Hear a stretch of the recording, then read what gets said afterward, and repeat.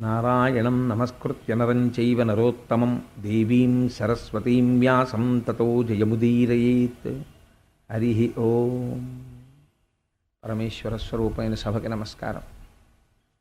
నిన్నటి రోజు శకటాసుర భంజనం అనబడేటటువంటి లీల గురించి మీకు విజ్ఞాపన చేసి ఉన్నాను. వాటిని కృష్ణలీలలు అంటారు. కృష్ణలీలలు అంటే ఆ చేష్టితముల వెనుకాతల ఒక గొప్ప మర్మము దాగి ఉంటుంది. దాన్ని ఎవరు అర్థం చేసుకోగలరో వాళ్ళ జీవితాలకి ఒక గొప్ప పరిష్కారం లభిస్తుంది, ఒక ఉత్తమమైనటువంటి దిశానిర్దేశం జరుగుతుంది.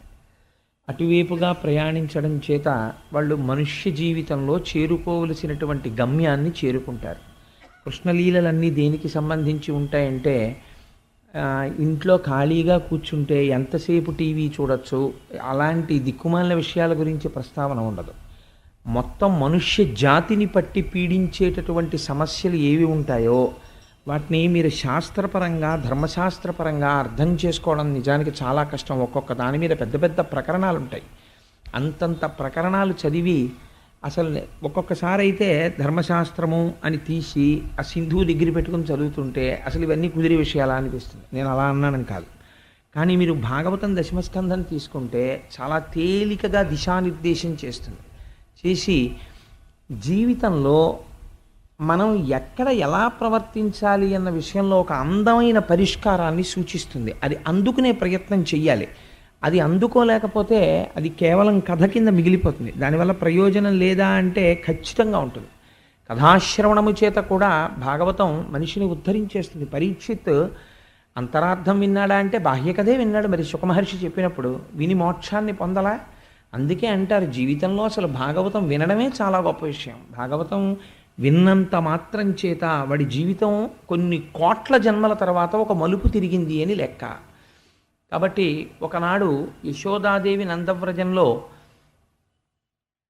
పక్కన రోహిణి ఉండగా సంతోషంగా కృష్ణ పరమాత్మని ఒళ్ళో కూర్చోపెట్టుకుని ఏదో ఆనందప్రదంగా ఆ సంతోషంగా కాలాన్ని గడుపుతున్న సమయంలో హఠాత్తుగా ఒళ్ళో ఉన్నటువంటి కృష్ణుడు చాలా బరువైపోయినట్టుగా అనిపించాడు. ఏదో పర్వత శిఖరం ఒళ్ళో పెట్టుకుంటే ఎలా ఉంటుందో అలా అనిపించింది.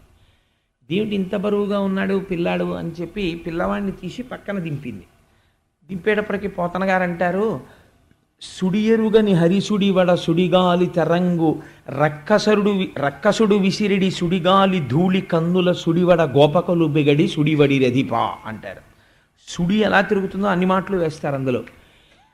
సుడియరుగని హరిసుడివడ సుడిగాలి తెరంగు రక్కసుడు విసిరిడి సుడిగాలి ధూళి కన్నుల సుడివడ. ఆయన కంసుని పనుపున వచ్చాడు రాక్షసుడు. ఆయన పేరు తృణావర్తుడు. ఆ పేర్లు పెట్టడంలో ఉంది అందం అంతా. చివరికి మీకు తెలిసిపోతుంది ఆ రాక్షసుడు ఎవరో. ఆయన పేరు తృణావర్తుడు. ఆ రాక్షసుడు సుడిగాలి రూపంలో వస్తున్నాడు ఇప్పుడు. కాబట్టి ఆ వచ్చేటప్పుడు ఎంత వేగంతో వస్తున్నాడంటే ఒక్క క్షణం అంతే, ఇంకా ఆలోచించి ఇంతసేపు చెప్పడానికి ఏం టైం ఉండదు. పెద్ద సుడిగాలి రూపంలో వచ్చాడు. ఆ రావడంలో దుమ్ము పైకి లేచిపోయింది, ధూళి కన్నులలో పడిపోయింది. ఇతపూర్వం ఇప్పుడు అసలు కష్టం అంటే ఏమిటో తెలియనటువంటి శ్రీమన్నారాయణుని యొక్క అవతారమైన చిన్ని కృష్ణుని యొక్క కళ్ళల్లోకి కూడా ధూళి పడిపోయి యశోదాదేవి కన్నులు మూసుకుని, గోపబాలులందరూ కన్నులు మూసుకుని ఏమైంది అని చూసే లోపల ఆ రాక్షసుడు చిత్రంగా కృష్ణ పరమాత్మని అపహరించి తీసుకుపోయాడు. ఆయన లక్ష్యం ఏమిటంటే ఇంకా నందవ్రజంలో ఎవరిని పాడు చేయడమో ఆయన లక్ష్యం కాదు, కేవలం కృష్ణుడిని ఎత్తుకుపోవాలి, కృష్ణుడిని సంహరించాలి. అందుకని ఆవర్తము అంటే తిప్పడం, గిరగిర తిప్పుతూ పైకి తీసుకెళ్ళిపోయాడు. ఆకాశానికి తీసుకెళ్ళిపోయి ఆ పిల్లవాడిని చంపి కింద పడేయాలని తీసుకుని వెళుతుంటే సుడిగాలి వెళ్ళిపోయింది. ఇలా సుడిగాలి గుండ్రంగానూ తిరుగుతుంది, ముందుకి నడుస్తుంది.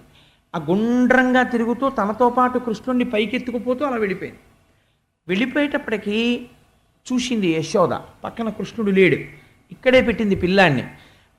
మనకి రచనా వైశిష్ట్యం అన్నది ఎక్కడ బయటపడుతుందంటే ఆ సన్నివేశమునందు ప్రవేశిస్తారు. అది పాండితీ ప్రకర్ష. అందరూ అలా చేయలేరు. ఎవరికి ఈశ్వరానుగ్రహం ఉంటుందో వాళ్ళకే పడతాయి అలాంటి మాటలు. సాధారణంగా ఒక తల్లి పిల్లవాడు కనపడలేదనుకోండి, అక్కడే పిల్లవాడిని పెట్టి పిల్లాడు కనపడకపోతే ముందు ఏదో అక్కడ పెట్టినటువంటి ఓ టార్చ్ లైట్ కనపడకపోతే, లేకపోతే గ్యాస్ లైటర్ కనపడకపోతే వెతికినంత తేలికగా వెతకదు పిల్లవాడు కనపడకపోతే. ఇక్కడ పిల్లాడిని కూర్చోపెట్టాను, పిల్లాడు కనపడలేదు అనగానే గాబరా వచ్చేస్తుంది తల్లికి వెంటనే. ఎంత గాబరా వచ్చేస్తుందంటే చెమటలు పట్టేసి అరుపులు మొదలెట్టేస్తుంది. అప్పుడు ఆ పక్కన ఉన్నవాడు ఎవరో వింటాడు, ఏమైంది ఏమైంది అంటాడు. పిల్లాడు కనపట్టలేదు అందం. ఏమంటుందంటే ఇక్కడే పెట్టాను పిల్లాడిని అంటుంది. ముందు ఇక్కడే పెట్టాను పిల్లాడిని అంటుంది. ఆ మాటలో ఉన్న గొప్పతనం అది ఆ ఆపదలో ఉన్న తల్లికే తెలుస్తుంది. ఇక్కడే పెట్టానండి కనపట్టలేదు అంటుంది. అలా ఇక్కడ పెట్టి తింతనయుడిక్కడ ఆడుచు నుండే గాలి తానెక్కడ నుండి వచ్చే శిశువెక్కడి మార్గము పట్టిపోయే నేడెక్కడ జొత్తునంచు అసితేక్షణ గ్రేపు తెరంగు ఖిన్నయ్యై ప్రొక్కుచువాలు గోవు క్రియ భూస్థలివాలే దురంత చింతయ్యై అంటారు పోతన గారు. ఇక్కడే పెట్టాను కృష్ణ పరమాత్మని.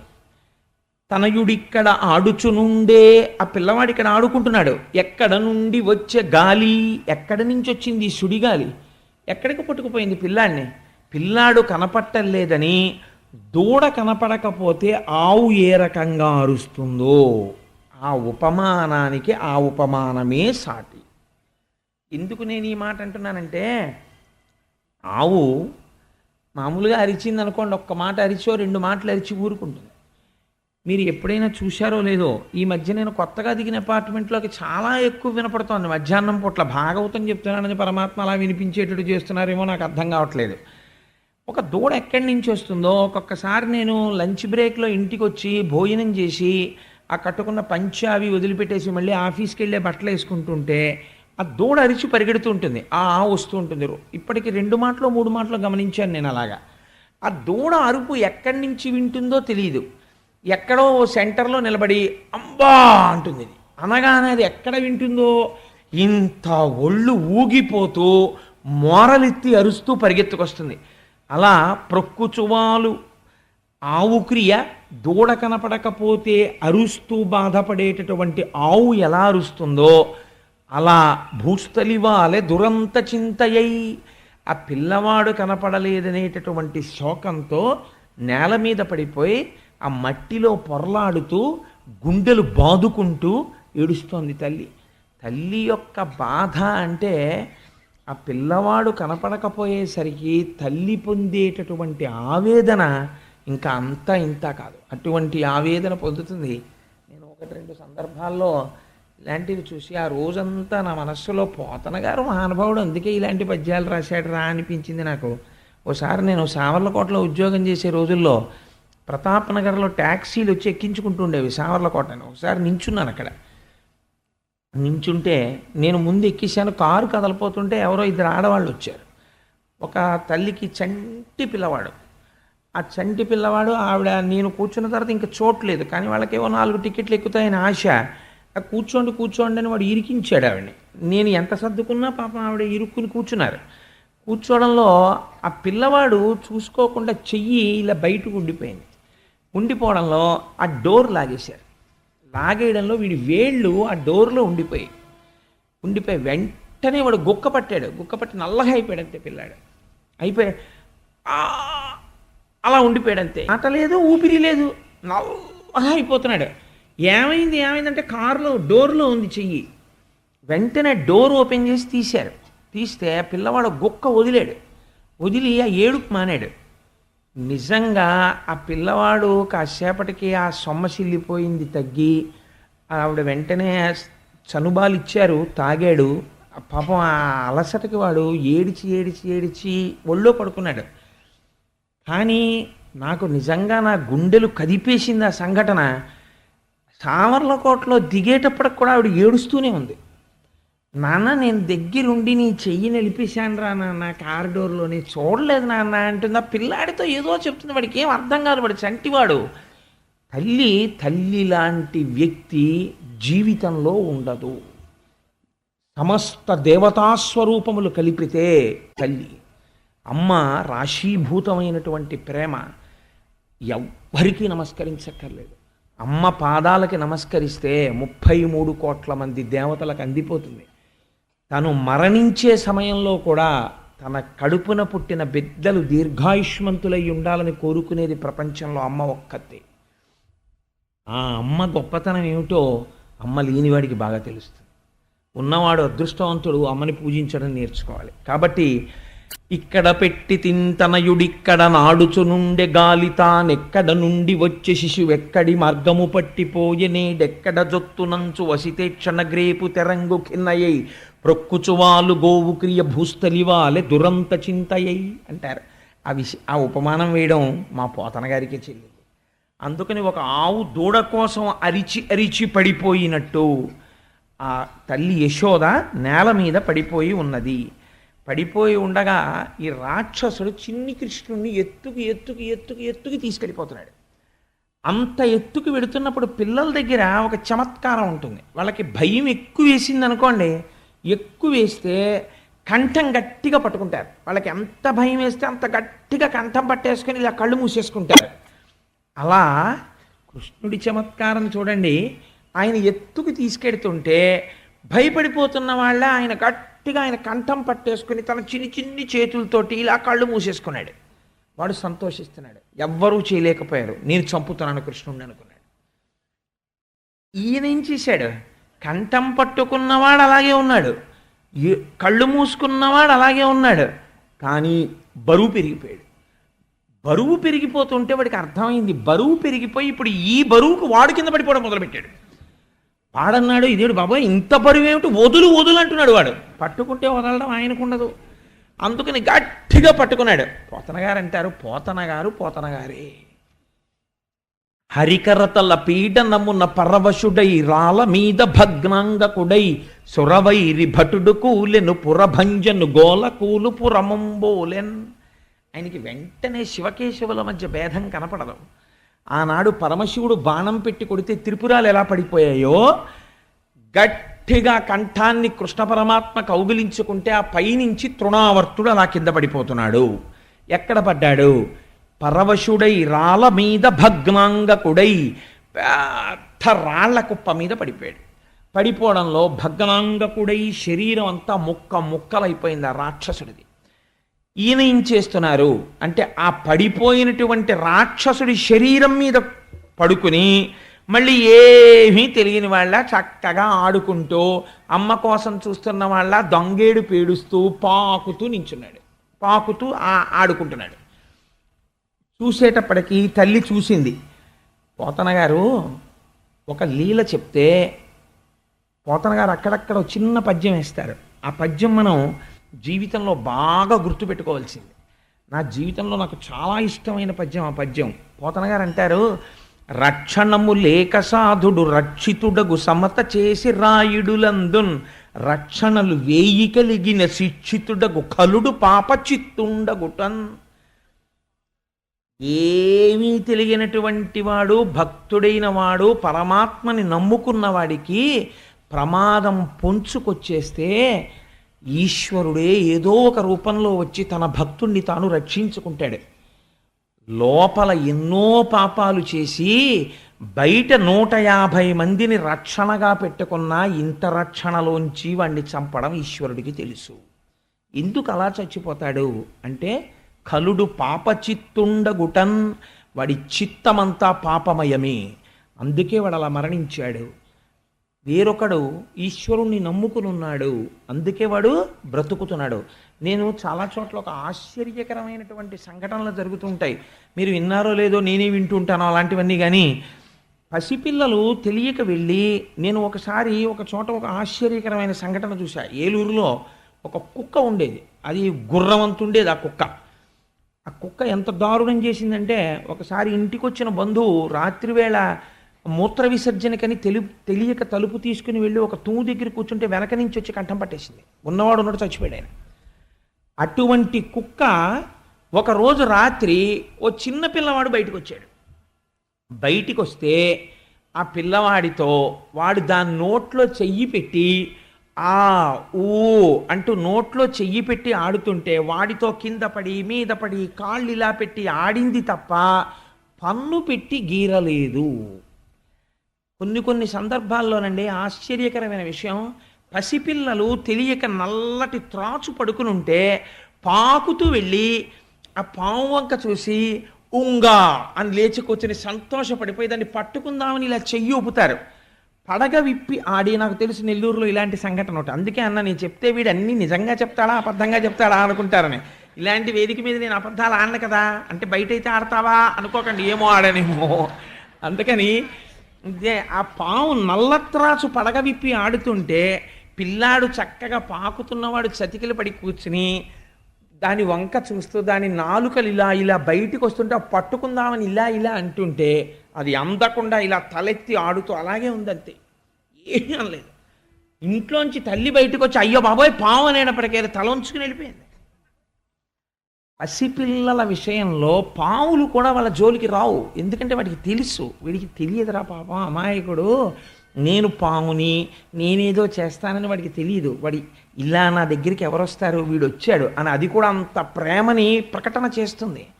కాబట్టి ఆ పిల్లల ముఖంలో అంత సౌజన్యం, అంత ఈశ్వరతత్వం కనపడుతుంది. ప్రత్యేకించి కొద్దిగా పాకడం వచ్చి ఎవరన్నా కనపడగానే ఆగిపోయి కొద్ది కొద్దిగా లేవడం వచ్చి ఇలా పైకి చూసి నవ్వే పిల్లలు ఉంటారే, వాళ్ళ ముఖాలు చూస్తుంటే, వాళ్ళు ఉయ్యాలలో పడుకుంటే దైవీతత్వం ప్రస్ఫుటంగా ప్రకటనమై కనపడుతుంది. నాకు అనిపిస్తుంది ఆ ఇంట్లో పరమాత్మ ఉన్నట్టే ఉయ్యలు లూగుతూ పిల్లలు ఉంటాయి.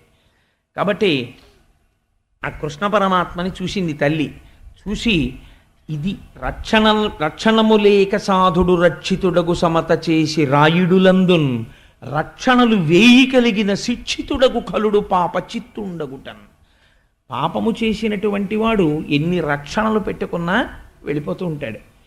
ఏ రక్షణ వాడికి లేకపోయినా ఈశ్వరుణ్ణి నమ్ముకున్నవాడు బ్రతికేస్తూనే ఉంటాడు, ఎందుకంటే ఈశ్వరుడు రక్షణ చేస్తాడు. కాబట్టి ఇక్కడే ఈ తృణావర్తోపాఖ్యానంలో యశోద ఆ రాక్షసుడి యొక్క కళేబరం మీద పడిపోయి ఉన్నటువంటి చిన్ని కృష్ణుణ్ణి తీసుకుని భుజం మీద వేసుకుని ఒక విషయాన్ని విజ్ఞాపన చేసింది.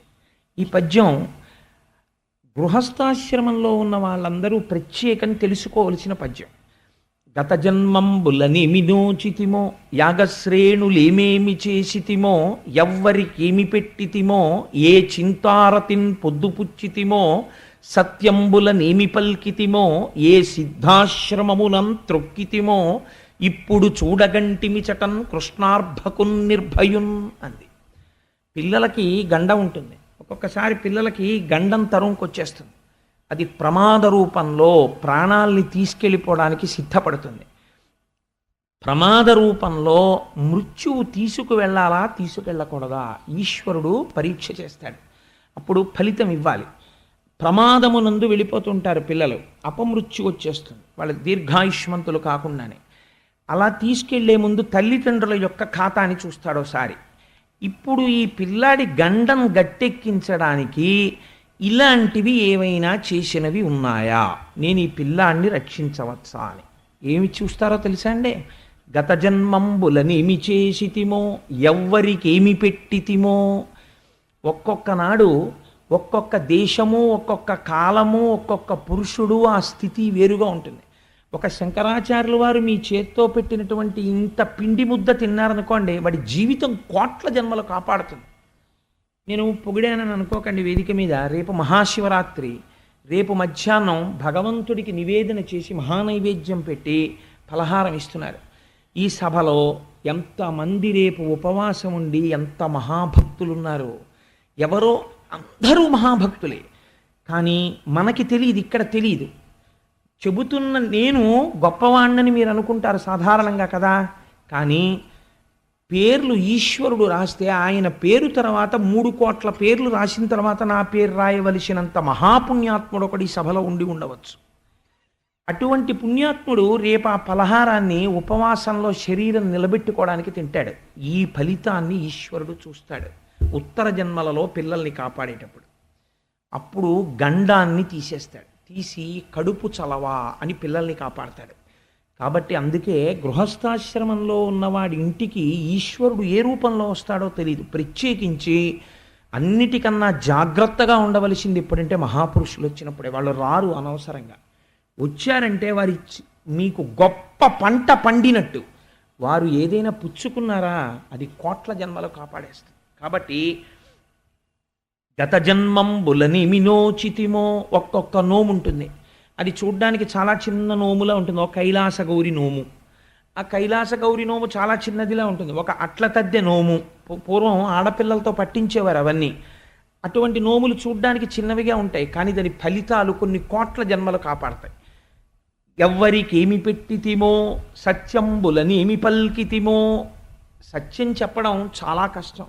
ఎప్పుడు ఏ సత్యం అంత ధైర్యంగా మాట్లాడి ఆ సత్యాన్ని పలికామో, ఏ సిద్ధాశ్రమమునం త్రొక్కితిమో.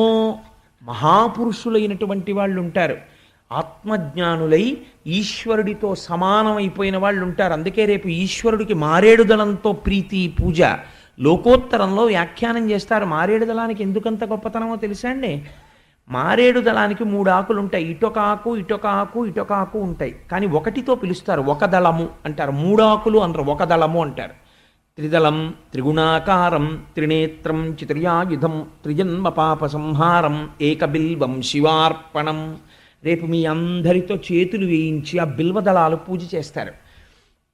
మగవారు లేచొస్తారు, ఆడవాళ్ళు లేచొచ్చి పూజ చేస్తారు. రేపు దానికి అందమైన ఏర్పాట్లు చేస్తున్నారు గోపాలకృష్ణ గారు. అందుచేత ఒకటి, నేను ఒక జీవుడిలా కనపడతాను, మధ్యలో ఒక గురువు, ఇటు దైవము. ఈ గురువు మాట్లాడతాడు.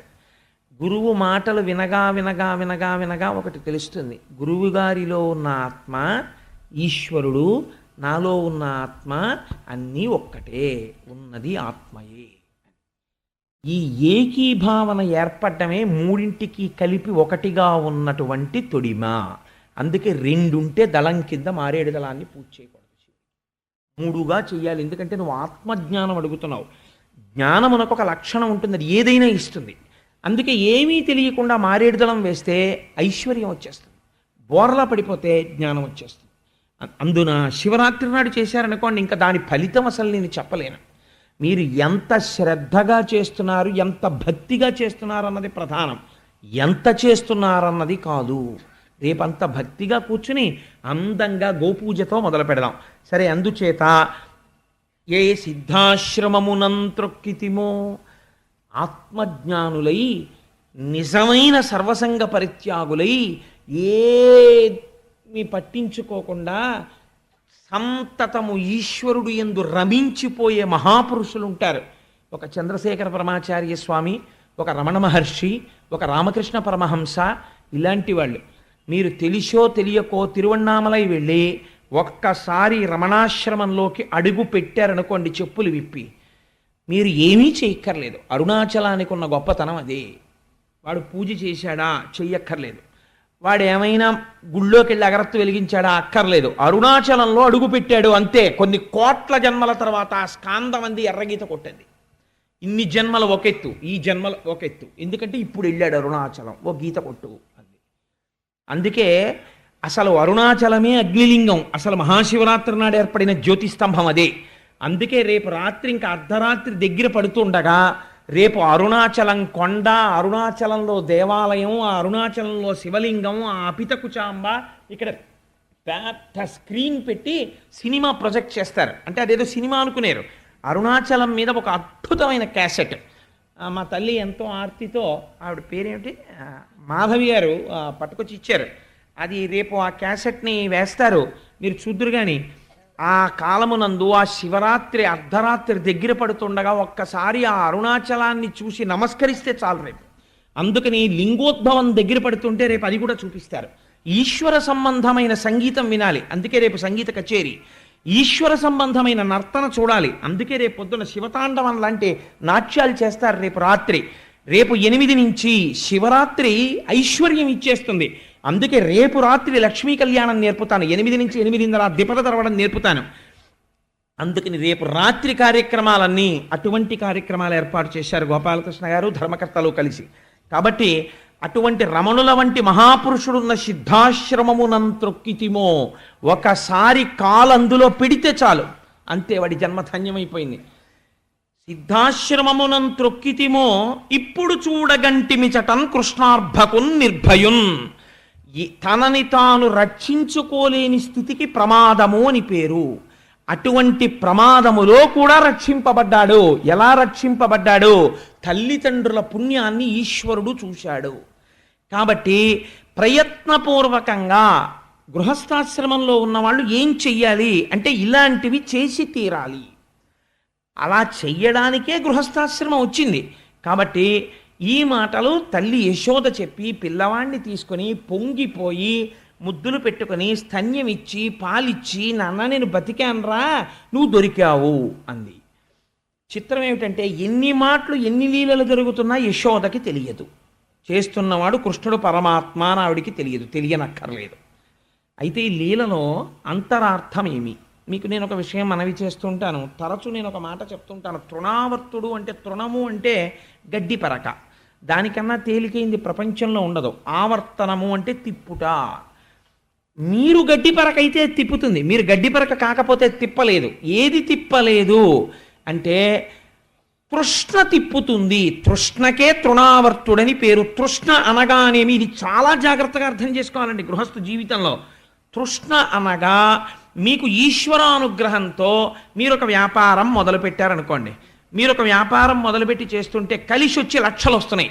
దాన్ని తృష్ణ అని శాస్త్రం అందం. ఆయన తృష్ణతో సంపాదిస్తున్నాడంటే అనదు.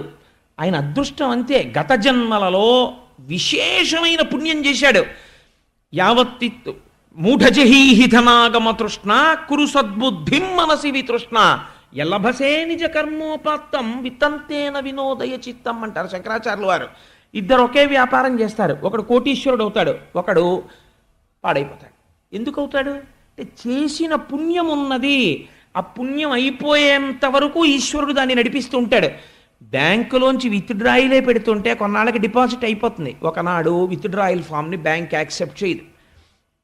పుణ్యం అయిపోయాక పాపం ఫలితానికి వచ్చేస్తుంది ఇవ్వడానికి, అప్పుడు పతనం అయిపోతాడు. కాబట్టి పుణ్యం ఖర్చు అయిపోతుంటే మళ్ళీ పుణ్యం సంపాదించేసుకుంటూ ఉండాలి, క్రెడిట్లో పడిపోతూ ఉండాలి. కాబట్టి ప్రయత్నపూర్వకంగా పుణ్యం చేసుకుంటూ ఉండాలి. మళ్ళీ చేసుకుంటుంటే దెబ్బతినడు, ఒబ్బిడిగా ఉంటాడు. వచ్చే జన్మల యందు కూడా ఇది నిలబడుతుంది. కాబట్టి అలా ధనం వచ్చింది అనుకోండి, దాన్ని మీరు తృష్ణ అండి ఆయనకి అందుకనే వచ్చిందండి అని మీరు అనకూడదు. తప్పది, ఆ మాట తప్పు. ఆయన చేసుకున్న పుణ్యం ఉంది, పట్టినదల్లా బంగారం అండి ఆయనకి అంటారు. ఒక్కొక్కడు ఏది పట్టుకున్నా అంతే ఐశ్వర్యం అలా కలిసి వస్తుంది. నాకు ఒక ఆయన తెలిసి అనపర్తిగా అలా వచ్చింది ఆయనకి, అందుకని పట్టిందల్లా బంగారం అంటారు. కానీ తృష్ణ అంటే ఏమిటో తెలుసా అండి? మీరు చిక్కుకున్నారనుకోండి అందులో, వచ్చిన దాని యందు తృప్తి లేక నేను ఇంకా సంపాదించాలని అనుకున్నారనుకోండి, దీనికి చిత్రం ఏమవుతుందంటే ఒక హద్దు ఉండదు. ఎంత సంపాదించిన తరువాత తృప్తి అన్న ప్రశ్న రాదు. కోట్లు సంపాదించేసేయండి. మీరు ఒక్క విషయం ఆలోచించండి, 84 కోట్ల జీవరాశులు ఉన్నాయి ఈ భూమండలం మీద. ఒక మనిషి తప్ప ప్రపంచంలో ఏ జీవి కూడా తన తర్వాతి తరానికి కాదు కదా, రెక్కలు వచ్చాక ఇంకా దాచదు. అంతే, రెక్కలు వచ్చేవరకే పోషిస్తాయి, రెక్కలు వచ్చాక పోషించవు. అసలు తర్వాత తరానికి దాచడం అన్నది ఎవరికీ తెలియదు, ఒక్క మనిషికే తెలుసు.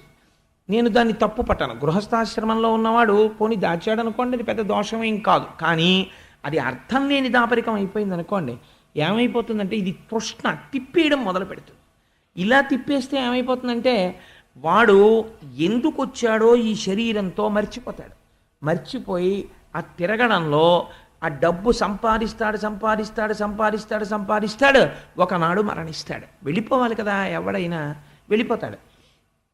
వెళ్ళిపోయేటప్పటికి ఏమవుతుందంటే ఈ వచ్చిందంతా వాడి పుణ్యం వ్యయమైపోయింది, వీడు చేసిన పుణ్యం లేదు. కాబట్టి ఏమవుతుందంటే ఇప్పుడు ఉత్తర జన్మయందు వాడు మళ్ళీ చేయాల్సిన పుణ్యం లేదు కాబట్టి దరిద్రుడైపోతాడు. కానీ వీడు సంపాదించిందంతా ఏం చేస్తారో తెలుసా అండి? పిల్లలు పనిచేసుకుంటారు. కాబట్టి ఏమైపోయింది, వీడి పుణ్యము ద్రవ్యముగా మారిపోయింది. ఈ ద్రవ్యము పిల్లలు పనిచేసుకున్నారు. మీరు ఒక్క మాట బాగా జ్ఞాపకం పెట్టుకోండి, మీకు తేలిగ్గా చెప్పేస్తాను. మనకి ఇంటర్నేషనల్ బ్యాంకింగ్ కౌంటర్ ఒకటి ఉంటుంది బ్యాంక్లో. మీరు ఇక్కడి నుంచి అమెరికా వెళ్తున్నారనుకోండి, వెళుతుంటే మీరు కోట్ల రూపాయలు సూట్ కేసులో పెట్టుకుని విమానం దిగి అమెరికాలో వెళ్ళి టీ ఇమ్మని 100 రూపాయలు ఇచ్చారనుకోండి, వాడు ఎగాదిగా చూసి డస్ట్బిన్లో బారేస్తాడు. ఏం చేయాలి? ఇంటర్నేషనల్ కౌంటర్లోకి వెళ్ళి మీరు ఈ డబ్బు ఇచ్చేసి డాలర్స్ తీసుకోవాలి. తీసుకుని డాలర్స్ జేబులో పెట్టుకుని అమెరికాలో దిగి డాలర్ ఇచ్చారనుకోండి, కాఫీ ఇస్తారు. అలాగే ఇక్కడ మీరు చేసింది కన్వర్ట్ చేస్తారు. ఈ పుణ్యాన్ని ఏం చేస్తారంటే ఈజ్ ఏ కన్వర్టబుల్ ఇన్కమ్. దీన్ని ఫారిన్ ఎక్స్చేంజ్ కింద మారుస్తున్నారు మీరు.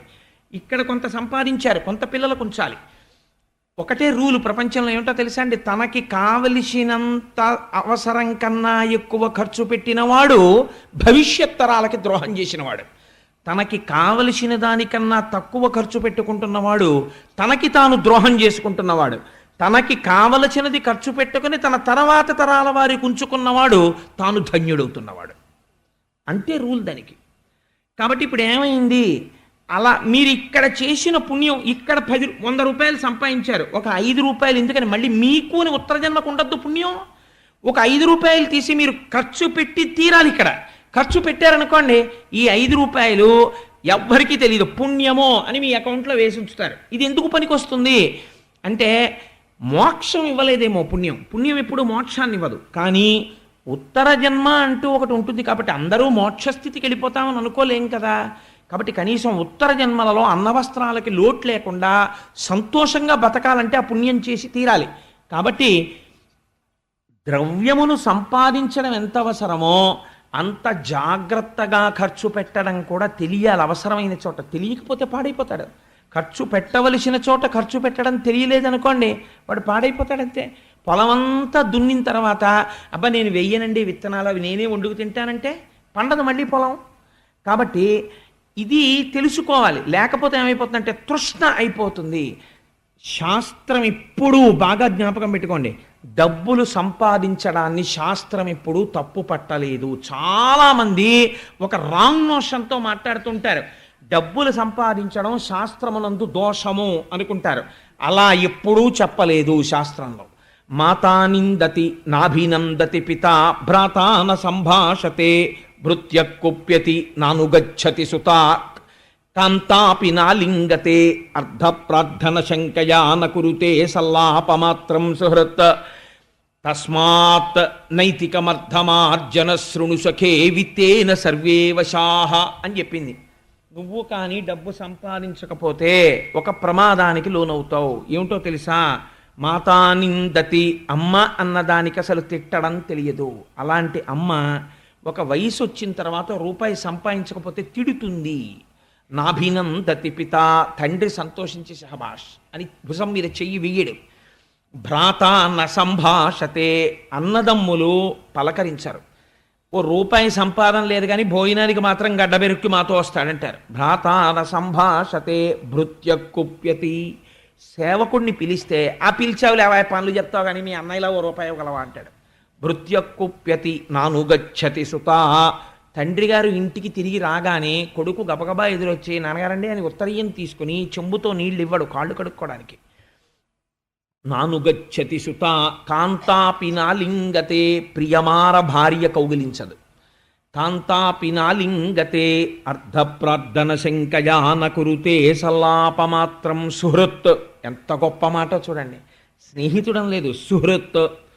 సుహృత్ అంటే మనసెరిగిన స్నేహితుడు, చాలా మంచివాడు ఆయన. అవతల వాడిని తప్పు పట్టడానికి వీల్లేదు, కానీ కనపడ్డప్పుడల్లా డబ్బులు అడుగుతున్నాడు. అందుకని ఆయన ఈయన్ని చూస్తాడు, కానీ నాకు రుతే సల్లాపం ఎరా అండవు అంటే దగ్గరికి వచ్చి రే ఓ 5 రూపాయలు ఉంటే సదరా అంటాడని భయం.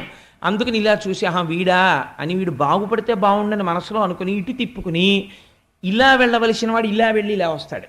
ఎందుకంటే ఈయనకి ఎదురవడం ఇష్టం లేక. నాకు రుతే సల్లాపమాత్రం సుహృత్. కాబట్టి నువ్వు డబ్బు సంపాదించనని అనకు, సంపాదించు, కానీ ఎలా సంపాదించాలో తెలుసా?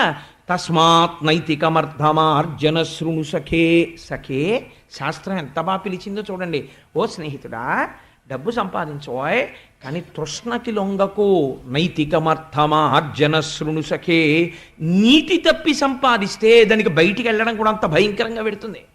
అందుకని నైతికమర్థమార్జన శృణు సఖే విత్తేన సర్వే వశాః. ఆ డబ్బుతో నీకు సర్వము వశమవుతుంది. కాబట్టి సంపాదించు, కానీ నీతి మర్చిపోకు అని ఒక మాట చెప్తుంది. ఇప్పుడు మీరు ఒకటి గుర్తుపెట్టుకోండి, తృష్ణ పెరిగిపోయింది అనుకోండి, అర్థం లేకుండా సంపాదన సంపాదన సంపాదన. దీనికి వెంటనే అలా ఉన్నవాళ్ళు చెప్పే రెడీమేడ్ రిప్లై ఏమిటో తెలుసా అండి? ఏమండి మహాశివరాత్రి కదా, ఒకసారి శివాలయానికి వెళ్దాం వస్తారా? లేకపోతే కాసేపు భజన చేసుకుందాం వస్తారా అన్నారు అనుకోండి, వాళ్ళు ఏమంటారంటే ఇప్పటి నుంచి ఎందుకండి ఇవన్నీ అంటారు. సాధారణంగా మీకు లోకంలో ఈ మాట వినపడుతుంటుంది. ఇప్పటి నుంచి ఎందుకండి ఇవన్నీ, అనవసరం, ఇవన్నీ ఇప్పుడు అక్కర్లేదు, ఇవన్నీ రిటైర్ అయిపోయిన తర్వాత చెయ్యాలంటారు. అంటే రిటైర్ అయిపోయిన తర్వాత చెయ్యాలంటే రిటైర్ అయిపోయిన తర్వాత నువ్వు చెయ్యడానికి అంత ఆయుర్దాయం ఉంటుందని ఎవడు బాండ్ రాసి ఇచ్చాడు అసలు? ఒకవేళ ఉన్నా రిటైర్ అయిపోయిన తర్వాత గుళ్ళో కడితే నీ మనసు ఏం నిలబడుతుంది అక్కడ? సహకరించదు. ఇతపూర్వం పుణ్యం చేసిన వాడవు కాదు కాబట్టి భగవంతుడి మీద నిలబడదు. తృష్ణ తిప్పడం మొదలు పెడితే పాడైపోతావు. కాబట్టి తృష్ణకి విరుగుడు ఏది? నీ అంత నువ్వుగా తెలుసుకోగలిగితే ఒక్కటే తృష్ణకి విరుగుడు. ఏది? తృప్తి. చాలా జాగ్రత్తగా గమనించాలి మీరు ఈ మాట. తృష్ణ, తృప్తి. ఒకడు హాయిగా కూర్చుంటాడు, ఒకడు తిరుగుతూనే ఉంటాడు, ఎప్పుడు చెమట తుడుచుకుంటూ ఉంటాడు. ఎందుకండి అంటే కోట్లున్నాయి అయినా తిరుగుతుంటాడు. ఎందుకు? తృప్తి లేదు కాబట్టి తృష్ణకి లొంగాడు. కాబట్టి ఏం చేస్తాడు? అగ్నిహోత్రం వెలుగుతోంది, నెయ్యి పోసి ఆర్పుతానంటాడు. నెయ్యి పోస్తే ఆరుతుందా? నీళ్లు పొయ్యాలి. ఇంకొక ఆయన ఉన్నాడు, ఒక వయస్సు వచ్చింది, సంపాదించేశాడు, 3 తరాలు హాయిగా ఉన్నాయి, తను హాయిగా ఉన్నాడు. స్టాప్ అంటాడు, అంతే, చాలు, తృప్తి, ఇంకా నేను చేయనండి, ఇంకా నేను ఈశ్వరానుగ్రహం అంతే. నేను ఎంతమంది రాజులు వెళ్ళిపోయారండి వానప్రస్థానికి? మీరు విన్నారు కదా భాగవతంలో, చక్రవర్తులు వెళ్ళిపోయారు. కాబట్టి ఇంకా నేను ఈశ్వరాభిముఖుడనైనాను. ఇక్కడ తృప్తితో కూర్చుంటాడు. ఈ తృప్తి వచ్చిందనుకోండి, తృప్తి ఉంటే తృష్ణ పట్టుకోలేదు మిమ్మల్ని. తృప్తి మీ అంతా మీరు సంపాదించుకోలేకపోయారనుకోండి, తృష్ణ పట్టుకుంటుంది. ఇది మీ చేతిలో ఉన్న విషయం. దీన్ని రామకృష్ణ పరమహంస అయితే చాలా చక్కటి కథ ఒకటి చెప్తారు. వెనకటికి ఒక ఆయనకి పొగాకు తాగడం అలవాటు. ఆయన అదేంటి, ఒక రాత్రి వేళ హోర్న వర్షం పడుతోంది. వర్షం పడుతుంటే ఆయనకి పొగాకు తాగాలనిపిస్తే ఇల్లంతా వెతికాడు, కానీ దురదృష్టవశాత్తు అక్కడ పెట్టుకున్న అగ్గిపెట్లన్నీ తడిచిపోయి. ఇప్పుడు ఆయన ఆ పొగాకు తాగకపోతే ఉండలేని స్థితి ఆ చలిగాలికి. అందుకని ఏం చేశారంటే ఒక దీపం ఒకటి పట్టుకుని, చేతిలో లాంతర్ పట్టుకుని, చీకట్లో వెళ్ళాలి కదా, పక్కింటికి వెళ్ళి తలుపు కొట్టి వాళ్ళని పిలిచాడు. హే స్నేహితుడా, ఒకసారి లేచిరా అన్నాడు. అంటే పాప ఆయన లేచి వచ్చి తలుపు తీశాడు. ఏమి, ఎందుకు వచ్చావు అన్నాడు. నీకు తెలుసు కదా, చలికి నా ఒళ్ళు కొంకర్లు తిరిగిపోతుంది, నేను పొగాకు తాగకపోతే నాకు ఎంత వేడి ఉపశమనాన్ని ఇవ్వదు, అందుకని మీ ఇంట్లో కొద్దిగా అగ్నిహోత్రం ఉంటే నేను పొగాకు కాల్చుకుంటానన్నాడు. అంటే ఆయన అన్నాడు, నీ చేతిలో దీపం ఉంది కదా అన్నాడు. అంటే ఇది నీ ఇంటికి దారి చూపించడానికి అన్నాడు. కాదు, నీ పొగాకు కాల్చుకోవడానికి కూడా అది పనికొస్తుంది దీపం. నిజమే, ఒక్కసారి నేను లాంతర్కున్న గ్లాస్ డోమ్ పైకెత్తి పొగాకు అందులో వెలిగించుకుని మళ్ళీ దింపేసేయచ్చు. అదేంటి, ఇది దీపమే అనుకుని నేను ఇలా తిరుగుతున్నాను, అగ్ని కూడా దీపంలో ఉంది, స్నేహితుడాను నాకు మంచి మాట చెప్పావు అని వెనక్కి తిరిగి దీపంతో వెళ్ళిపోయాడు. కాబట్టి తృష్ణ మీకున్నది, తృప్తి కూడా మీ దగ్గరే ఉన్నది. తృప్తి మీరు ఇంకొక చోట నుంచి తెచ్చుకోలేరు. కోటేశ్వరారు ఇంటికి వెళ్ళి తృప్తి తెచ్చుకుంటానంటే it's not a commodity for sale, అది ఎవరూ ఇవ్వలేరు మీకు. తృప్తి ఎక్కడి నుంచి రావాలి? ఇక్కడి నుంచే రావాలి. ఇక్కడి నుంచి తృప్తి వస్తే ఈ దీపమే చుట్టకాల్చుకోవడానికి కూడా పనికొస్తుందని తెలుస్తుంది. కాబట్టి ఏమైంది, ఇక్కడ తృప్తి వచ్చింది, ఇక్కడ తృష్ణ ఆగిపోతుంది. ఈ తృప్తి లేదు, తృష్ణ రగులుతూ ఉంటుంది లోపల, దేని యందైనా అంతే. ప్రయత్నపూర్వకంగా మీరు వెనక్కి తిరిగి చూసి ఒక వయసు వచ్చిన తరువాత కొన్నింటికి చెక్ పెట్టకపోతే ఆ తృష్ణ కాలుస్తూనే ఉంటుంది. కాబట్టి తృష్ణ, తృప్తి రావట్లేదు, కనీసం ఒక్కటి అండం నేర్చుకో. ఏ పని చేస్తున్నా కృష్ణ కృష్ణ కృష్ణ కృష్ణ, గోవింద గోవింద గోవింద గోవింద తిరుగు. ఏ డబ్బు కోసం తిరుగుతున్నావో ఆ డబ్బు కోసం తిరగడం మొదలెట్టు. గురువులు చాలా గమ్మత్తుగా మాట్లాడతారండి. ఎంత అందంగా మాట్లాడతారంటే, గురువుగారు ఎక్కడో పెట్టేస్తాడో చిన్న మిలిక, అంతే జీవితం మారిపోతుంది. అర్థం లేని కోరికతో ఒక ఆయన వచ్చాడు అనుకోండి, ఏమంటే నాకు అమెరికా ప్రెసిడెంట్ అయిపోవాలని కోరికగా ఉంది గురువుగారు, మీరు నన్ను ఎలా అయినా అమెరికా ప్రెసిడెంట్ చేసేయాలి అన్నాడు అనుకోండి. తెలివైన గురువు ఏమంటాడంటే, మీరు అవరు అన్నాడు. వాడి తృష్ణ గమనిస్తాడు, గమనించి వాడి బలహీనతని అడ్డు పెడతాడు. అడ్డు పెట్టి వాడు మారేటట్టు చేస్తాడు. ఎలా చేస్తాడో తెలుసా అండి? నువ్వు తప్పకుండా అయిపోతావు. ఏమీ లేదు, రోజు స్నానం చేసి 11 మాటలు అమెరికా అమెరికా అమెరికా అను. కానీ నీకు ఈ 11 మాటలు అనేటప్పుడు కోతి జ్ఞాపకం మాత్రం రాకూడదు అన్నాడు అనుకోండి గురువుగారు. ముందు అమెరికా అందామని కూర్చోగానే నాకు కోతి మాత్రం జ్ఞాపకం రాకూడదు అనుకుంటాడు, అదే గుర్తొస్తుంది. ఎన్ని సంవత్సరాలు గురువుగారి దగ్గరికి వచ్చినా రాడు అసలు. ఇంకా మళ్ళీ ఎందుకు రాడంటే వాడికి కోతి గుర్తొస్తోంది. ఎందుకు అవుతాడు అధ్యక్షుడు? ఇది ఏమవుతుందో తెలుసా అండి, బలహీనత కోరిక రెండు ఇక్కడే ఉన్నాయి. బలహీనతని పక్కకి తీసుకెళ్ళాడు, వాడి వెర్రి ఎక్కడితో తగ్గుతుంది అంతే. మనం ఎక్కడ అవుతాం లేరా అంటాడు కొన్నాళ్ళకి. అప్పుడు మళ్ళీ గురువుగారి దగ్గరికి వస్తే ఓరి పిచ్చాడా ఏమిటా పిచ్చ కోరికని మొదలెడతాడు గురువుగారు. కాబట్టి తృప్తితో తృష్ణని గెలవగలిగితే పర్వాలేదు, అలా గెలవలేకపోతే ఏం చెయ్యాలి అంటే గురువులు అంటారు, ఏం పర్వాలేదయ్యా పాపం నీకేం టైం ఉండట్లేదా, రావక్కర్లేదో, భాగవతానికి రావక్కర్లేదు, గుళ్ళోకి రావక్కర్లేదు. వాడు రమ్మన్నా రాడని వాళ్ళకి తెలుసు. కాబట్టి ఎంత అందంగా మాట్లాడతారో తెలుసా అండి. భలేవరే, మీరు సమాజానికి చాలా కావలసిన పని చేస్తున్నారండి. మీరు 93 ఏళ్ళు వచ్చేసినా గడగడ ఉనికిపోతున్నా మీరు సంపాదించండి తప్పకుండా, ఏం పర్వాలేదు. కారణజన్ముడు మళ్ళీ మీలాంటి వాడు పుట్టద్దు. కానీ మీకు తేలిక మార్గం చెప్పేస్తున్నాను, మీరు ఏ మాట మాట్లాడుతున్నా ముందోసారి గోవిందా అంటుండండి చాలు, మీరు ధరిపడిపోతారు. ఇదేదో బాగుంది మన పనకి అడ్డు రాదని వాడు ఏమంటాడంటే గోవిందా అంటుంటాడు. ఈ గోవింద అగ్నిహోత్రం తెలిసి ముట్టుకున్నా తెలియక ముట్టుకున్నా 6 నెలల ఏడప్పటికి ఎందుకు హై దిక్కుమాలిన డబ్బంతా హాయిగా భాగవతానికి పోదామని అనిపించేస్తాడు గోవిందుడు లోపల నుంచి. యశోద ఏం చేసింది, మొత్తం నందవ్రజాన్ని కళ్ళు మూసేసింది తృణావర్తుడు వచ్చి. అంటే తృష్ణకి లొంగితే తిప్పేస్తుంది, గడ్డిపరకం చేసి తృష్ణ. ఏం చేశారు వీళ్ళందరూ, వీళ్ళు తృప్తి తెచ్చుకోలేదు, కృష్ణ కృష్ణ కృష్ణ కృష్ణ అని ఏడిచారంతే. కృష్ణుడు ఏం చేశాడు, తృణావర్తుణ్ణి తాను చంపాడు. చంపి తానే దక్కాడు వాళ్ళకి తప్ప వాళ్ళు దక్కించుకున్నారా, తాను దక్కాడా? తాను దక్కాడు. అలా మీరు తెలిసో తెలియకో భాగవతం వినేసి ఈరోజు గోవింద గోవింద అండని నేర్చుకున్నారనుకోండి, ఏకశబ్ద సమ్యజ్ఞాత సృష్ట ప్రయుక్త స్వర్గే లోకే కామదుగ్భవతి. ఒక్క నామం పట్టుకుని అస్తమాన నామం చెప్పడం మొదలెట్టారనుకోండి, అదే మిమ్మల్ని భగవంతుడిని మీ దగ్గరికి తీసుకొచ్చి మీ బుద్ధిని మార్చి మిమ్మల్ని సక్రమమైన మార్గంలోకి తిప్పేస్తుంది.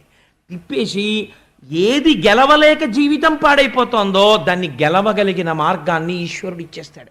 అస్తమానం ఒకటే అంటాడు, ఎందుకు తృప్తి లేకపోతేనో అవన్నీ, నాకు ఇక్కడే ఉంది తృప్తి. నా అంత చక్రవర్తి ఎక్కడున్నాడు, నేను హాయిగా తృప్తిగా ఉన్నాను కాబట్టి నాకు ఇంకేం కావాలి అంటాడు అంతే. ఎంత హాయి చూడండి అందులో. అందుకే శంకర భగవత్పాదులు అంటారు, గోచీ పెట్టుకున్నవాడంత అదృష్టవంతుడు ప్రపంచంలో ఎక్కడున్నాడన్నారు సన్యాసులను ఉద్దేశించి. వాళ్ళు అన్నీ విడిచిపెట్టేస్తారు, మాకేం కావాలి మాకేం అక్కర్లేదంటారు. అన్నీ వదిలేసి నేను ఒక్కడే ఉన్నానని హాయిగా కూర్చుంటారు. అందులో ఉంది ఐశ్వర్యం అంతా. సరే, కాబట్టి ఈ తృణావర్తోపాఖ్యానం మనకి ఇంతటి గొప్ప విషయాన్ని ప్రతిపాదన చేస్తుంది. ఇది అయిపోయిన తరువాత ఈ తృణావర్తోపాఖ్యానము పూర్తి అయి కథగా విన్నా మంచిదే, లేదు తృణావర్తోపాఖ్యానము పూర్తయిపోయి అందులో ఉన్న రహస్యము మీ మనసుని పట్టిందనుకోండి, మీకు ఒక పెద్ద సమస్యకి విరుగుడు దొరికిపోయినట్టే. కాబట్టి ఏమైంది, ఇప్పుడు ఈ తృణావర్తోపాఖ్యానంలో ఏం చెప్తున్నాం మనం, ఆ భగవంతుడి యొక్క నామము రూపము ఇక్కడ పట్టుకుంటే చాలు అని కదా చెప్తున్నాం. ఇది పరమాత్మ యొక్క సౌజన్యం అంటే. ఆయనకి ఏం అవసరం అండి, నిజంగా ఆయన ఓ పసిపిల్లవాళ్ళ ఈ భూమి మీద పాకి, ఓ పసిపిల్లవాళ్ళ ఆవులతో తిరిగి ఇవన్నీ ఆయన చెయ్యాలా? చెయ్యక్కర్లేదు. కానీ కృష్ణుడు ఉయ్యాలలో పడుకున్నాడు, కృష్ణుడిని ఉయ్యాలలు ఊపారు, ఇవన్నీ నేను అన్నాను అనుకోండి, మీ అందరూ ఎంతో సంతోషపడిపోయి నిజంగా కృష్ణుడు ఇక్కడ కనపడ్డాడండి మాకు ఎంత సంతోషంగా ఉందో అంటారు. అది దానికి ధన్యత. అంటే ఇన్ని జన్మలలో జరగనిది ఇప్పుడు ఇక్కడ మనస్సు కృష్ణుణ్ణి పట్టుకుంది, పట్టుకోవడం చాలా ఉద్ధరించేస్తుంది. దానికోసం ఎంత ఆశ్చర్యకరమైనటువంటి లీల చేశాడో చూడండి పరమాత్మ. బలరాముడు కృష్ణుడు కలిసి జానుభాగముల హస్తంబుల వీడ్వడ నిడుచు దిగ్గన బోదురింతనంత అవ్వల పయ్యదలంది జవ్వాడుచు రాల క్రేపుల తోకలలిమి పట్టి విడువనేరకవా నివెనువెంట జరుగుదు రప్పంకములదుడు కడరజొత్తు ఎత్తి చన్నిచ్చుచో నిరుదెస పాలిండ్లు చేతుల పొడుకుచు చేపు కలుగు దూటుదురు గ్రుక్కకు దూరమగుచు ఆడుదురు మృద్దు పల్కుల వ్యక్తములుగా కర్రములంఘ్రములు నల్లార్చి కదలుపుదురు రామకృష్ణులు శైశవరతుల తగిలి. కృష్ణ పరమాత్మ బలరాముడు వీళ్ళిద్దరికీ పాకడం వచ్చింది. భూమి మీద పాకుతున్నారు. పాకేటటువంటి పిల్లల దగ్గర ఒక గమ్మత్తు ఉంటుంది. వాళ్ళు పాకేటప్పుడు ఇలా ఎత్తి పాకరు కదా, ఇలా పెట్టి పాకుతారు. భూమి మీద చూస్తూ పాకుతూ ఉంటారు. పాకుతూ ఉండగా వాళ్ళకి అట్నుంచి ఎవరో వచ్చి రెండు పాదాలు కనపడ్డాయి అనుకోండి, వెంటనే వాళ్ళు ఏం చేస్తారంటే పాకుతున్న వాళ్ళు పాకడం ఆపేసి గబుక్కుని చటుక్కుని కూర్చుంటారు. కూర్చుని ఇలా రెండు తల పైకెత్తి చూస్తారు. వాళ్ళకి పరిచయం ఉన్న ముఖమేననుకోండి, సంతోషంగా వాళ్ళే ఇలా చేతులు ఇస్తారు ఎత్తుకోమని. ఒకవేళ వాళ్ళకి పరిచయం లేని ముఖం అనుకోండి, వాళ్ళు ఇలా చేతులు చాపారనుకోండి, కయ్యోమని ఏడుస్తారు అమ్మ రావాలని. ఎంతటి కృష్ణ పరమాత్మ! ఇవాళ ఆయన ఏమీ తెలియని వాళ్ళ పాకి యశోదమ్మ ఎవరితోనో మాట్లాడుతూ అక్కడ నిలబడిందిటే. నిలబడితే ఈయన పాకుతూ పాకుతూ వెళ్ళి అమ్మ దగ్గరికి వెళ్ళి నిలబడి అమ్మని గట్టిగా పట్టుకోవాలని కోరిక ఆయనకి. ఇంకా కొత్తగా అడుగులేయడం వచ్చింది ఆయనకి. అందుకని అమ్మ దగ్గరికి పాకుతూ వెళ్ళి కూర్చుని లేవడానికి ప్రయత్నం. పిల్లలకి నడకొచ్చినప్పుడు లేస్తున్నప్పుడు చూడాలి వాళ్ళ చిత్రం. 80 ఏళ్ళు వచ్చిన వృద్ధుడు ఎలా లేస్తాడో అలా లేస్తారు. జాగ్రత్తగా ముందు పాదాల దగ్గర రెండు చేతులతో పట్టుకుని ఇలా ఇలా ఇలా ఇలా పైకి తీసి మోకాళ్ళ మీద చేతులు వేసుకుని ఇలా ఒంగుని కొంచెం నడుము ఎత్తుతారు. ఒక్కొక్కసారి అలా ఉండగానే ఊగిపోయి డబేళ్ళ కనబడిపోతారు. మళ్ళీ ఇలా చేతులు మెల్లగా తొడల మీదకి తెచ్చుకుని నడుము మీదకి లేచి ఇలా నిలబడతారు. నిలబడి బుడిబుడి అడుగులు తడబడే ముందు వాళ్ళకి ఎంత సంతోషమో మేము నిలబడిపోయామని. అమ్మ ఎదురుగుందా ఉందనుకోండి, వాళ్ళకి ఇంకా కల్పవృక్షం ఉన్నట్టే. అమ్మ పమిట కొంగు గట్టిగా పట్టేసుకుని నోట్లో పెట్టేసుకుని అమ్మ కాళ్ళల్లో బుర్ర పెట్టేసి ఓ కూతలు కూసేసి ఆడేసుకుంటారు. అమ్మ ఎవరితోనో మాట్లాడ అబ్బా ఉండ్రా అంటూ ఉంటుంది. వాళ్ళ అమ్మ పమిట కొంగు ఎంత భద్రమైన వస్తువు పసిపిల్లవాడికి. అలా కృష్ణ పరమాత్మ వచ్చి యశోదాదేవి దగ్గర నిలబడి మెల్లిగా ఇలా చేతులేసి లేవలేక నిలబడిన వాళ్ళ ఇలా చేతులు చాపుతూ లేచి నిలబడి ఓ చిన్న పట్టుపంచ కట్టుకుని మెళ్ళో అమ్మేమో హారాలు వేసింది. లేచి నిలబడి ఆ యశోద పట్టుకొంగు పట్టుకుని అక్కడి నుంచి ఇంకా నిలబడదామని కాదు, బుడిబుడి అడుగులు ఇలా తడబడిపోతుంటాడు కదా, అది గట్టిగా పట్టుకుని ఇలా ఉయ్యాలా ఊపినట్టుగా ఉయ్యాలా ఊగుతున్నట్టు అమ్మ కొంగట్టుకుని ఊగుతుండేవట. ఊగుతుంటే మరి ఇలా వేసుకున్న పమిట జారిపోదు. అమ్మేమో ఒరే పమిట కొంగట్టుకుని ఉయ్యాలలో కూడా ఏమిటే అని పిల్లాన్ని ఇలా లాగేదిట. ఇది మెల్లిమెల్లిగా ఈ అలవాటు ఎక్కడి వరకు వెళ్ళిందంటే యశోదమ్మ చీర కొంగు పట్టుకునేవాడు. కొన్నాళ్ళు పోయిన తర్వాత అలా ఒరే పట్టుకోకు, నేను పడిపోతాను నువ్వు పడిపోతాను, గభాలను వెనక్కి తిరిగేటప్పటికి కాళ్ళు తనుకుంటా పట్టుకోకు అనేది అని వీడు పమిట కొంగు కట్టుకుంటున్నాడు. ఆవిడ ఇలా తీసి ఇలా దోపేసుకోవడం మొదలెట్టింది. అమ్మ పమిట కొంగులా మనకు ఆధారం ఏది, అది పట్టుకుని మనం ఇలా తడబడుతూ ఊగేందుకు ఏం దొరుకుతుందని చూశాడు. ఆవులు కనపడ్డాయి. వీటి తోకలు పట్టుకుంటే బాగుంటుంది అనుకున్నట్ట. అనుకుని ఆక్కుంటూ ఆవు వెనకాతలకి వెళ్ళి ఆవులు ఏం అదృష్టం చేసుకున్నాయండి నిజంగా. దానికి పైగా తెల్లటి తోక నల్లటి కుచ్చు వేలాడుతుంటుంది. ఆ నల్లటి కుచ్చు అట్టుకుని జాగ్రత్తగా తోక అట్టుకుని పైకి లేచేవట. తోక ఇలా మర్రి ఊడ వేళ్లాడినట్టు వేళ్లాడుతుంది. ఇంకా తోకట్టుకుని ఇటు నడవా అటు నడవా, ఆవేమో వెనక్కి అడుగులయ్యా పక్కలకు అడుగులయ్యా, ఇలా వెనక్కి తిరిగి చూస్తూ ఉండను. ఇంతలో యశోద ఏమిటి అల్లరని పైకొచ్చి చూసేటప్పటికి తోకట్టుకు ఆడుతుండేవాడు. ఉరే ఉరే ఉరే ఉరే ఆవు తోకట్టుకు ఆడుతున్నావు, దాన్ని డెక్క పెట్టి తొక్కేసిందంటే ఆ చిన్ని కాళ్ళు పచ్చడైపోతాయిరా, నీకు బుద్ధి లేదని చెప్పి తీసుకుని ఒక్కటి కొడదామని ఇలా చెయ్యెత్తి చూసి ఆయన్ని కొట్టడమే. ఆయన ముఖం వంక చూసి ఆ బుగ్గలు చూసి ఓ దొంగ నవ్వు నవ్వేసేవాడు. ఆ నవ్వు చూసి ఆ వస్తున్న పళ్ళు చూసి ఆ ఎర్రటి నోరు చూసి ఆ నల్లటి కళ్ళు చూసి ఆ గిరజాల జుత్తు చూసి ఆ రెండు చేతులు ఎత్తి అమ్మ భుజాల మీద వేసేసి అమ్మ కంఠం కింద తల పెట్టేసి పకపక నవ్వేసి అమ్మ వంక ఇలా చూసి అమ్మ బుగ్గలు అట్టుకుంటే పొంగిపోయేది. అబ్బా నాకు ఇష్టయ్యా అని నాన్న అలా పట్టుకోకరా అనేదిట అని మళ్ళీ కింద దింపేస్తుండేదిట. ఇవన్నీ దేనికోసం? ఇక్కడ మనకి నిలబడ్డం కోసం ఆయన చేసిన ప్రయత్నం. ఇలా అయితే వీళ్ళు బాగా నన్ను లోపల పెట్టుకుంటారని ఇంత అల్లరి చేశాడు ఆయన అని. అలా పరమాత్మ యశోదతో ఆడుకున్నాడు కృష్ణావతారంలో. ఎంత ధన్యురాలండి నిజంగా యశోద. ఇది చెప్తుంటే పరీక్షిత్ అయ్యయ్యో కాలం వెళ్ళిపోతోంది, వెనక మృత్యు వస్తోందని భయపడలేదట. అమ్మో భాగవతం వినడం పూర్తి అవ్వకుండా వెళ్ళిపోను కదా అని బెంగపెట్టుకున్నట్ట. ఇలా శుకుడు ఆగి ఊపిరి తీసుకుంటే చెప్పండి చెప్పండి చెప్పండి అనేవట. తనకి మృత్యువు భాగవతం పూర్తవకుండా వచ్చేస్తుందేమోనని. అంటే కృష్ణ కథ ఎంత ఆనందంగా ఉండేదో ఆయనకి దశమస్కందం దగ్గరికి వచ్చేటప్పటికి. అలా ఆడుకుంటున్నటువంటి కృష్ణులు మెల్లమెల్లగా మెల్లమెల్లగా కొంచెం గబుక్కుని లేచి నిలబడ్డాం, అడుగులు వేయడం వచ్చింది. తడవాడిరి బలకృష్ణులు తడవాడిరి వారి చూచి తగరంబాదుల్, తడవాడిరరులు భయమున్న తడవాడిరి వారి చూచి మునులను వేట్కన్ అంటారు పోతన గారు. తడవాడిరి బలకృష్ణులు లేచి బుడిబుడి అడుగులు వేస్తూ తూలిపోతూ పడిపోతూ ఇలా అడుగు తీసి అడుగు వేస్తూ పెద్ద నవ్వు నవ్వుతూ వాళ్ళు తడబడుతూ అడుగులు వేస్తుంటే, తడవాడిరి బలకృష్ణులు తడవాడిరి వారి చూచి తగరంభాదుల్, లోకమునకంతటికీ నడత నేర్పేటటువంటి పరమాత్మ తప్పటడుగులు వేస్తూ నడుస్తున్నాడు నందవ్రజంలో. ఏమాశ్చర్యం నిజంగా అని చెప్పి ఆకాశంలో అప్సరసలందరూ నాట్యం చేశారట.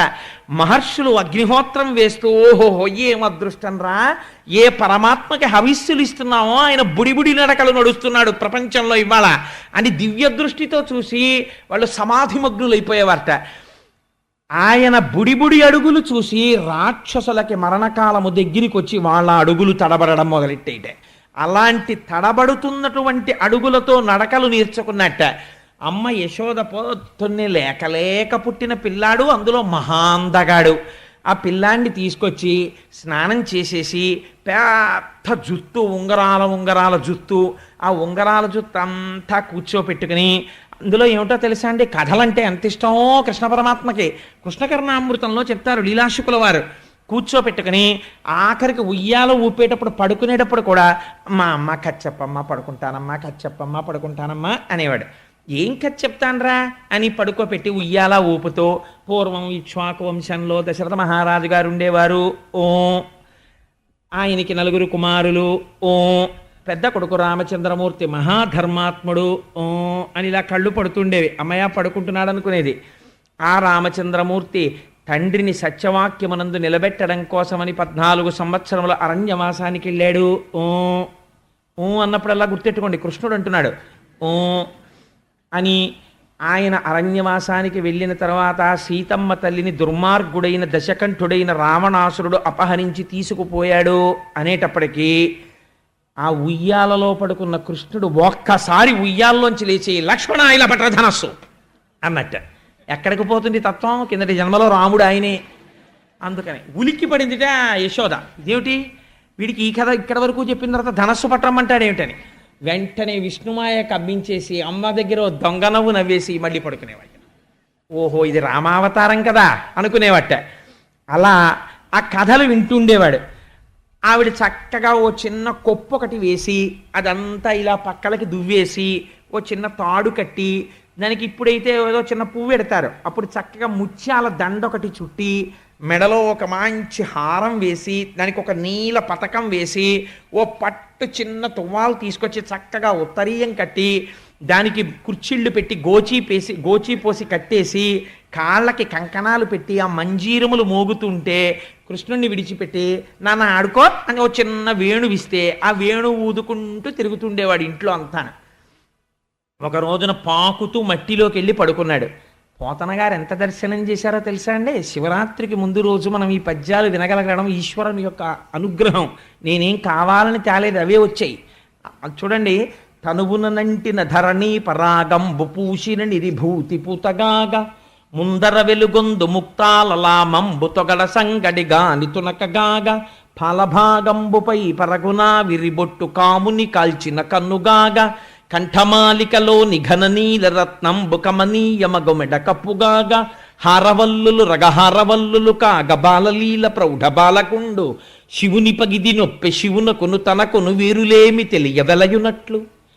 పోతన గారు అంటారు, మట్టిలో ఆడుకుంటున్నటువంటి చిన్ని కృష్ణుడు ఆ మట్టి తీసి మీద పోసుకుంటే నాకు కృష్ణుడు కనపట్టలేదు, ఒంటి నిండా భస్మ అలుదుకున్న శంకరుడు కనపడుతున్నాడు, బాలశంకరుడు. ఆయన మెడలో ఒక చిన్న హారం వేసుకుని దానికి మధ్యలో నీల పతకం ఉంటే ఆ పతకము కాంతి కంఠం మీద కొడుతుంటే గరళాన్ని కంఠంలో పెట్టుకున్న నీలకంఠుడు కనబడుతున్నాడు. అమ్మ కొప్పుకి కట్టినటువంటి ముత్యాల సరాలు చూస్తుంటే నాకు కపర్ది అని పెద్ద జటాజూట ఉండి అందులో గంగమ్మని ధరించి చంద్రరేఖని పెట్టుకున్నటువంటి శంకరుడు దర్శనం అవుతున్నాడు. ఆ మెడ నిండా అమ్మ హారాలు వేస్తే నాగభూషణుడై పావులు ధరించినటువంటి శంకరుడు దర్శనం అవుతున్నాడు.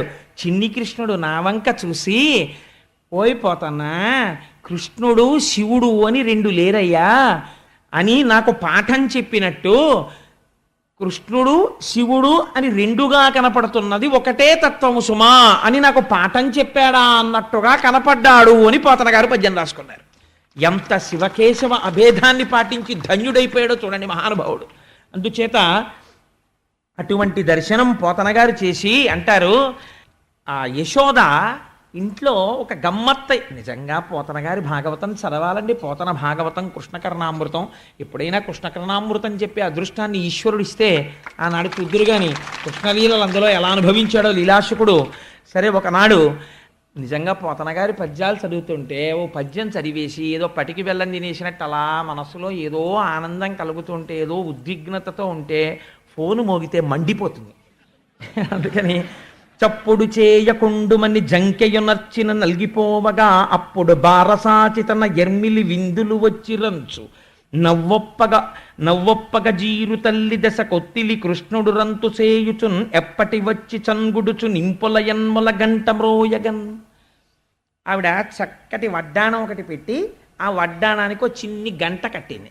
ఈయన ఎక్కడికి వెళ్ళినా ఆవు మెళ్ళో గంట కట్టినట్టు టాంగ్ టాంగ్ టాంగ్ టాంగ్ మన చిన్ని గంట ఒకటి మోగుతుండేది. ఎందుకని, కొత్తగా వచ్చిన అడుగులు కదా, ఆ అడుగులు వేసుకుని ఎడుతుంటే ఇటు పక్కన చిన్న గంట, అది టింగ్ టింగ్ అంటుండేది. అమ్మకి సంతోషం, వీడు బలేరా గంటలు మోగించుకుంటూ తిరుగుతున్నాడు అనుకునేది. ఒక రోజున అమ్మ ఏదో పనిలో ఉంది, మంచి పనిలో ఉండగా గబగబా వచ్చి ఏదో ఆ కొండో ఏదో కింద పడేశాడు. కింద పడేస్తే కోపం వచ్చి చప్పుడు చేయకుండుమని జంకెయనొచ్చిన అల్గిపోవగా ఆ భుజం గట్టిగా పట్టుకుంది. బుద్ధుందా లేదా నీకు, ఎన్ని మాటలు చెప్పాను, గబగబా పరిగెత్తుకు వచ్చేస్తావు, తగుదనమ్మా అని ఆ కుండలు అవి ముట్టుకుంటావు, చూడు ఎలా పడిపోయింది. నిన్ను రా అసలు కొట్టేద్దాం అనుకుంటాను కానీ చెయ్యి రావట్లేదు, నిన్ను చిత్తకొట్టేయాలి రై, పిక్క తిప్పేస్తారు అని ఇలా అంటోంది కానీ ఏమీ చేయలేదు. ఎంత చిత్రం అంటే అది ఆ అన్నమాచార్యుల వారు పరవశించిపోతారు. ఏమిటండి ఆ కీర్తన, ఆ అమ్మవారి ఆ కన్నుల చివర జలధి కన్యాపాంగలలితే క్షణములోన కలసి వెలుగుచునున్న తజ్జలంబితడు జలజాసనుని వదన జలది మధ్యమునందు అలరు వెలువడిన పరమామృతంబితడు ఈతడకిలంబునకు ఈశ్వరుండై సకల లోకములతో పొలయువాడితడు అంటారు కదండి. అదే కదా, అలా ఆయన మహానుభావుడు అమృతస్వరూపం, అమృతభాండమైన ఈ లోకములంతటా నిండి ఉన్నవాడు. ఇవాళ ఏమీ తెలియని గొల్లపిల్లవాడిలా యశోద పక్కన తిరుగుతున్నాడు. ఎంత కొట్టేస్తాను ఎంత తిట్టేస్తానంటే మాత్రం చేతులు వస్తాయా? 33 కోట్ల మంది దేవతలు దీనికే ముక్కున వేలేసుకుంటున్నారు ఆవిడ ఇంటి చుట్టూ తిరుగుతూ. ఏమదృష్టం అసలు యశోదని.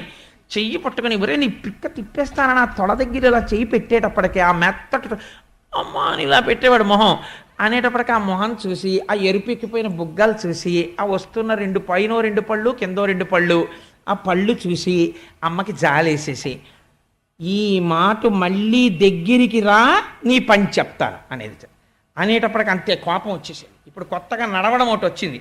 ఎలా ప్రవర్తించేవాడంటేట అమ్మ ఇలా దెబ్బలాడగానే చప్పుడు చేయకుండుమని జంకెయునర్చిన అల్గిపోవగా టింగ్ టింగ్ టింగ్ టింగ్ అని గంట మోగుతూ ఫైర్ ఇంజన్ లాగా గంభీరంగా అడుగులు వేసేసుకుంటూ కోపం అనమాట. అదంతా ఇలా చేతులు వెనక్కి పెట్టేసుకుని గబగబా వెళ్ళిపోయి నేను ఆడుకోను, నేను ఎక్కడికి వెళ్ళను, నేను నీ దగ్గరికి రాను, నేను ఇలాగే కూర్చుంటాను అని గొంతుకు కూర్చుని ఇలా కూర్చునేవాట. కూర్చుంటే ఎంతసేపు కూర్చుంటాడో చూస్తానని చెప్పి తన పని తను చేసుకుంటున్నట్టుగా ఇలా చూస్తుండేది. ఇలా కూర్చుని నన్ను పట్టించుకోవట్లేదని కోపం వచ్చేసి అని ఇంకా ఏడి చేయడానికి డొక్కలు ఎగరేసేస్తుండేవట. ఆ బుగ్గలు అదిరిపోతా. అమ్మ చూసి లేక లేక పుట్టినవాడు చూడు ఎంత కోపం వచ్చేసిందో, ఈ మాట అన్నందుకు వెళ్ళిపోయి ఇలా ఓ మూల కూర్చుని ఇలా మూటి మీద వేలేసేసుకుని అంటున్నాడు అని పుట్టిన ఏం చూడనట్టుగా ఎంత వర్ణన చేశారండి.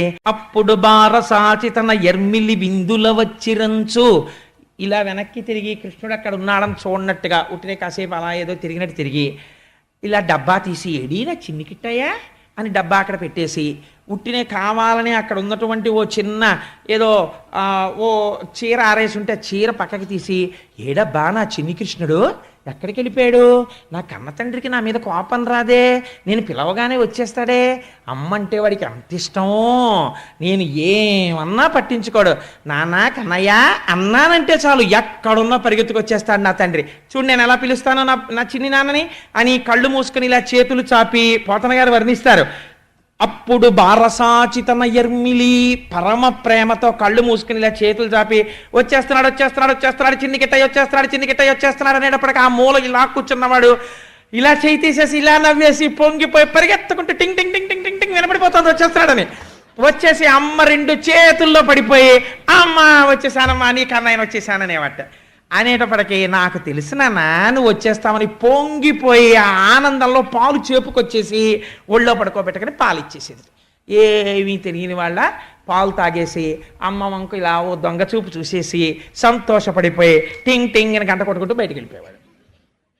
నిజంగా పోతన గారు లైవ్ టెలికాస్ట్ ఇచ్చారని మహానుభావుడు ఎన్ని పద్యాలు రాశారో అలాంటివైనా నిజంగా తరించిపోయారు పోతన గారు. ఆ పోతన గారిని మరిచిపోవడం, కనీసం ఒక్కొక్క ఊళ్ళో ఒక్కొక్క సెంటర్లో పోతన గారి విగ్రహం లేకపోవడం, పోతన గారికి ఒక ఫోటో లేకపోవడం, పిల్లలకి పోతన గారు రాయినా అని చెప్పడానికి ఇళ్లల్లో ఫోటోలు లేని దరిద్రానికి తెలుగు జాతి దిగజారిపోవడం మన దౌర్భాగ్యం. అంతటి మహానుభావుడైన అమ్మ దగ్గర ఇంత అమాయకంగా నటించినవాడు అమ్మని మభ్యపెట్టి వల్లవ గృహనవనీతములెల్లను భక్షించి వచ్చి ఎరుగని భంగిన్ తల్లిగదిసి చిట్టాడుచు అల్లనచను బొవ్వ పెట్టు అవ్వాయనుచున్. అందరిళ్లలోకి వెళ్ళిపోయేవాట. ఇప్పుడు అమ్మ ఇంకా నమ్మేసింది కదా, అందుకని వెళ్ళిపోయి గబగబా అన్ని ఇళ్లలో ఉన్న వెన్న నెయ్యి అన్నీ తినేసేవాడు. తినేసి ఆయనది ఏం సామాన్యమైన పచ్చండి, అందులో అన్ని లోకాలు ఉన్నాయి. అమ్మ నమ్మకుండా ఉండాలని మూతంతా తుడిచేసుకునేవాట. బయటే శుభ్రంగా ఆడుకుని వచ్చిన వాళ్ళు ఆ మట్టి అవి చేతులకి ఒంటికి బాగా పూసేసుకుని బయటే ఒరే గుప్చెప్ ఎవరు చెప్పకండి అనేవాడు అని ఆ ఆకులకి అలమలకి తుడిచేసేవాడు. ఆవులకి రాసేసేవాడు ఆ వెన్న నెయ్యిని రాసేసి ఇంట్లోకి వస్తూనే ఒంటి తలుపులు అవన్నీ మధ్యలో ఇలా అడ్డంగా ఉండి ఆ తలుపు ఇలా తోస్తా, అమ్మ ఆకలేసేస్తోందమ్మా బువ్వ పెట్టమ్మా, అమ్మ నాకు బువ్వ పెట్టమ్మా అంటూ ఇంట్లోకి వచ్చేవాడు. అమ్మ అనుకునేది పాపం ఎంత ఆకలిస్తుందో, ఇందాక ఎప్పుడో పాలు తాగి వెళ్ళిపోయాడు పిల్లాడు, చెప్పి దానన్నా బువ్వ పెడతాను అని చెప్పి నీకోసం పప్పు వండాను, నీకోసం చక్కెర పొంగలు వండాను అని అన్నీ కూర్చోపెట్టి కలిపి నోట్లో పెడితే కథ చెప్పు తింటాననేవాడు. మళ్ళీ ఇదోటి లంచం ఓ కథ ఏదో. అప్పుడు స్వామి మత్స్యావతారం ఎత్తారు అంటే ఏమీ తెలియని వాళ్ళ అంటూ గుటుక్కు గుటుక్కు గుటుక్కుని మింగేస్తే అంతా పెట్టేసి ఏ గొల్ల కాంతలో వచ్చి చూసేశారేమోనని ఆవిడికి బెంగ. ఆఖరణం ముద్దు ఇలా ఉప్పు తీసేసి ఇరుగు దిష్టి పొరుగు దృష్టి వాళ్ళ దృష్టి వీళ్ళ దృష్టి అన్ని పటాపంచలు అయిపోవాలని తీసుకెళ్ళి వీధిలో పారేసి నాన్న మూతి కడిగేసుకొని మూతి కడిగేసి కాసేపు బొజ్జ పైకొచ్చింది దృష్టి తగులుతుంది అందుకని చెప్పి పై వరకు కట్టేసుకొని పడుకో కాసేపు అని పడుకోబెట్టేసి ఏం చేసి వచ్చాడు, ఊళ్ళో వెనలని తినేసి వచ్చాడు. ఈ పిచ్చి తల్లి అనుకునేది పాపం నేను పెట్టిన బువ్వే తిన్నాడు బొజ్జ పైకి వచ్చిందని దృష్టి తగిలేస్తుంది అనుకునేది ఈవిడే. ఎంత నిజంగా ఎన్ని విన్యాసాలు చేశాడండి దశమస్కంధంలో. ఈలోగా రావలసిన వాళ్ళందరూ రానే వచ్చేసారు. శివరాత్రి నాడు భక్తులు గుడికి వచ్చేసినట్టు వచ్చేసారు అందరూ. వచ్చేస్తే ఆవిడ అనుకుంది ఏమిటి ఇంతమంది వచ్చారు ఇవాళ మధ్యాహ్నం మా ఇంటికి టీవీలో ఏమైనా సీరియల్లా ఏమిటి అనుకుని ఏమిటమ్మా మీ అందరూ వచ్చారు అని అడిగేటప్పటికి పడుకోమంది కదా లోపల అని రెండని ఆవిడకి ఏం తెలిసి ఎందుకు వచ్చారో రండి కూర్చోండి అంది అమ్మలక్కాలని అని తను కూడా కూర్చుంటే ఆయన వచ్చి చక్కగా కృష్ణ పరమాత్మ అమ్మ నేను నీ దగ్గరే పడుకుంటానమ్మా అని చెప్పి ఒళ్ళోకి వచ్చి పడుకొని ఎప్పుడూ అమాయకత్వం ఒకటి అమ్మ పవిట కొంగు తీసి వేలుకు చుట్టేసుకుని ఇలా నోట్లో పెట్టుకు చప్పరిస్తున్న వాళ్ళ మాట్లాడుతుంటే వాళ్ళ వంక అమ్మ వంక చూస్తుండేవాడు. మీరు చూద్దరు కానీ నేను అబద్ధం చెప్పట్లేదు, పద్యాలు చూద్దరు కానీ మీరు అలా పడుకుంటే అదో సంతోషం. కొడుకు ఒళ్ళో పడుకున్నాడని సంతోషంగా వచ్చిన వాళ్ళందరినీ ఏమిటమ్మా మీరందరూ ఇలా వచ్చారు అని అడిగింది. ఇంకా కంప్లైంట్ సెల్ మొదలు గ్రీవెన్స్ సెల్. ఈవిడికి ఆ సంగతి తెలియదు పాపం. ఈయన ఏ ఇంట్లో తిన్నా వెన్న నెయ్యి తింటాడు.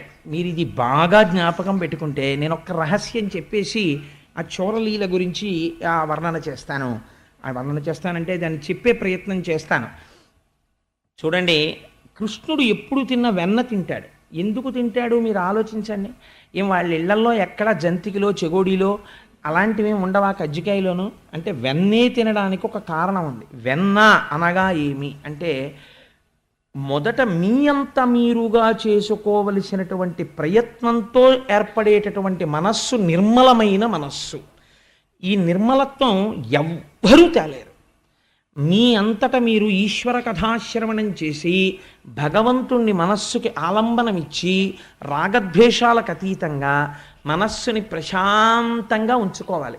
ఇలా నిర్మలంగా ఉన్నటువంటి మనస్సుని పాలకుండ అని పిలుస్తారు. ఆయన మనస్సు పాలకుండండి అంటారు. నిర్మలమైన మనస్సే పాలు. ఇప్పుడు ఈ నిర్మలమైన మనస్సు అలా నిలబడుతుంది. నిలబడ్డంలో ఇప్పుడు దీనికి ఈశ్వరుణ్ణి తీసుకొచ్చి మీరు ఆలంబనం ఇచ్చారనుకోండి, అది పొంగిపోవడం మొదలెడుతుంది. భక్తితో కూడిన కర్మాచరణము, ఎంతో సంతోషమైనటువంటి పూజ చేయడం మొదలు పెడతారు. పూజ ఎప్పుడూ బర్డెన్ కాకూడదు. పూజ చేస్తుంటే దానికి పొంగు రావాలి. అబ్బా మళ్ళీ చెయ్యాలనిపించాలి తప్ప భగవంతుడి కోసం ఏదైనా వదిలేస్తాననేంత పూనికి రావాలి. అలా ఉండాలి పూజ అంటే. మీరు చూడండి, వెంకటాచల సుప్రభాతంలో ఒక మాట ఉంటుంది. తద్గో పురాగ్రశిఖరాన్ని నిరీక్షమాణాః స్వర్గాపవర్గ పదవీం పరమాం శ్రయంతః మర్త్యా మనుష్య భువనే మతిమాశ్రయంతే శ్రీవేంకటాచలపతే తవ సుప్రభాతం అని. వెంకటాచలంలో తెల్లవారుజామున 4 గంటలు 3 గంటల సమయంలో ఆ ఫ్లడ్ లైట్ల కాంతిలో స్వామివారి బంగారు విమానం పసుపచ్చటి రంగులో మెరిసిపోతుంటుంది. మీరు ఆ వైకుంఠం క్యూ కాంప్లెక్స్కి వెళ్ళడానికి మెట్లెక్కి కుడిపక్కకి తిరుగుతున్న దగ్గర నిలబడి ఆ లోపలికి చూస్తే స్వామివారి పచ్చటి విమానం మంచులో మెరిసిపోతూ కనపడుతుంటుంది. పొద్దున్నే దేవేంద్రుడు దేవతలందరినీ తీసుకొస్తాట. చతుర్ముఖ బ్రహ్మగారు సుప్రభాతంలో స్వామి కాళ్ళు కడుగుతారు. అది బ్రహ్మతీర్థం అని సుప్రభాతం టికెట్ హోల్డర్లకు ఇస్తారు. అప్పుడు దేవతలందరికీ దర్శనం ఇప్పిస్తాడు ఇంద్రుడు. వెళ్ళి చూసి రండిరా అంటాడు. యోషా గణైన విరదగ్ని విమధ్యమాని ఘోషాలయేషు దిమంధన తీవ్ర ఘోషాః. కృష్ణావతారాన్ని గుర్తు చేస్తారు అందులో. తంత్రీ ప్రకర్ష మధుర స్వనజా విపంచ గాయత్యనంత చరితం తవ నారదోపి భాషా సమద్గ్రమ సత్కృత్కరచారు రమ్యం. నారదాది మహర్షులు వచ్చి కీర్తనలు చేస్తుంటారు. ఈ దేవతలందరూ లోపలికెళ్ళి స్వామి దర్శనం చేసుకుని పొంగిపోయి ఆనంద నిలయంలోంచి బయటికి వచ్చాక ఇంద్రుడు ఒక్కొక్కడిని పిలుస్తాట. రండి రండి రండి రండి, టైం అవుతోంది, ఎవడి స్ట్రీట్లోకి వాడు వెళ్ళాలి, పదండి పదండి అంటట. అంటే ఇప్పటి వరకు ఇంద్రుడి దగ్గర ఇలా అణకవుగా ఉన్న వాళ్ళు అంటారట, వెళ్ళవా నేను రా అవతలకి, నేను రావు అంట. ఏమిటి రోయ్ రానంటున్నావు? దేవలోకంలో పోస్ట్ అది పోతుంది తెలుసా? కంకణం వేయించుకోకుండా రోజు దర్శనం ఇప్పిస్తున్నాను, పోస్ట్లో ఉన్నావు కాబట్టి రా అంటట. అంటే వాళ్ళంటారట, వెళ్ళవా ఎవడకు కావాలి నీ పోస్టు, తీసేస్తే తీసే, ఇదిగో ఇప్పుడే వీఆర్ఎస్కి అప్లికేషన్ ఇచ్చేసాను, యాక్సెప్ట్ చేసే, గొడవ వదిలిపోతుంది. నాకు ఆ పెన్షన్ బెనిఫిట్ కూడా అక్కర్లా, దేవేంద్ర సహాయ నిధికి రాసేశాను, నువ్వు తీసేసుకో. ఎప్పుడైనా ప్రకృతి విపత్తులు వస్తే నీ ప్రజలకి పనిచేసుకో, దేవతలకి, నాకు అక్కర్లా రూపాయి. నేనేం చేస్తానో తెలుసా? ఈ వైకుంఠం క్యూ కాంప్లెక్స్ దగ్గర నించుంటాను. నువ్వు దర్శనం చేయించకపోతే నాకేమైపోతుంది? ఇక్కడ నించుని అదిగో తద్గో పురాగ్రసి కణాన్ని నిరీక్షమాణాః, ఆ పసుపచ్చటి స్వామివారి ఆనంద నిలయ గోపురాన్ని చూస్తూ నిలబడిపోతాను. చాలు నాకు. స్వర్గాపవర్గ నిరపేక్ష నిజాంతరంగాః, నాకు అక్కర్లేదు ఆ స్వర్గం, నేను రాను ఊర్ధ్వలోకాల కంటారట. మహాపుణ్యం చేసిన వాళ్ళని వెంకటాచలం నుంచి తీసుకెడుతుంటే నాకు అక్కర్లేదండి ఆ స్వర్గం, ఇక్కడ నిలబడి మేము ఆ గోపురం చూస్తూ నిలబడతాను చాలంటారట. అలా అంటున్నారయ్యా వెంకటాచలపతి, చూసావా నీ దర్శనానికి ఎంత మక్కువతో ఉన్నారో నీ భక్తులు, లేచిరా లేచిరా అని పిలుస్తారు. నిజంగా ఏమి సుప్రభాతం, ఏమి వెంకటాచలం, ఏమి దర్శనం మహానుభావుడిది.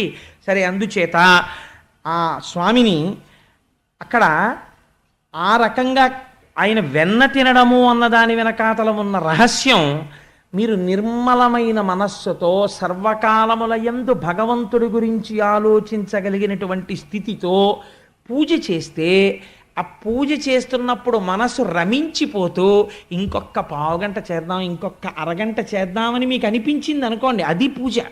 పూజ యందు ఉత్సాహం ఉండాలి.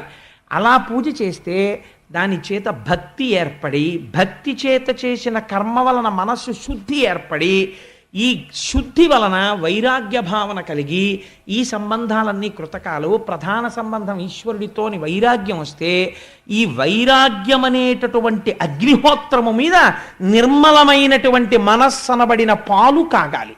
ఇది సిమ్లో స్టవ్ పెట్టి కాల్చడం లాంటిది.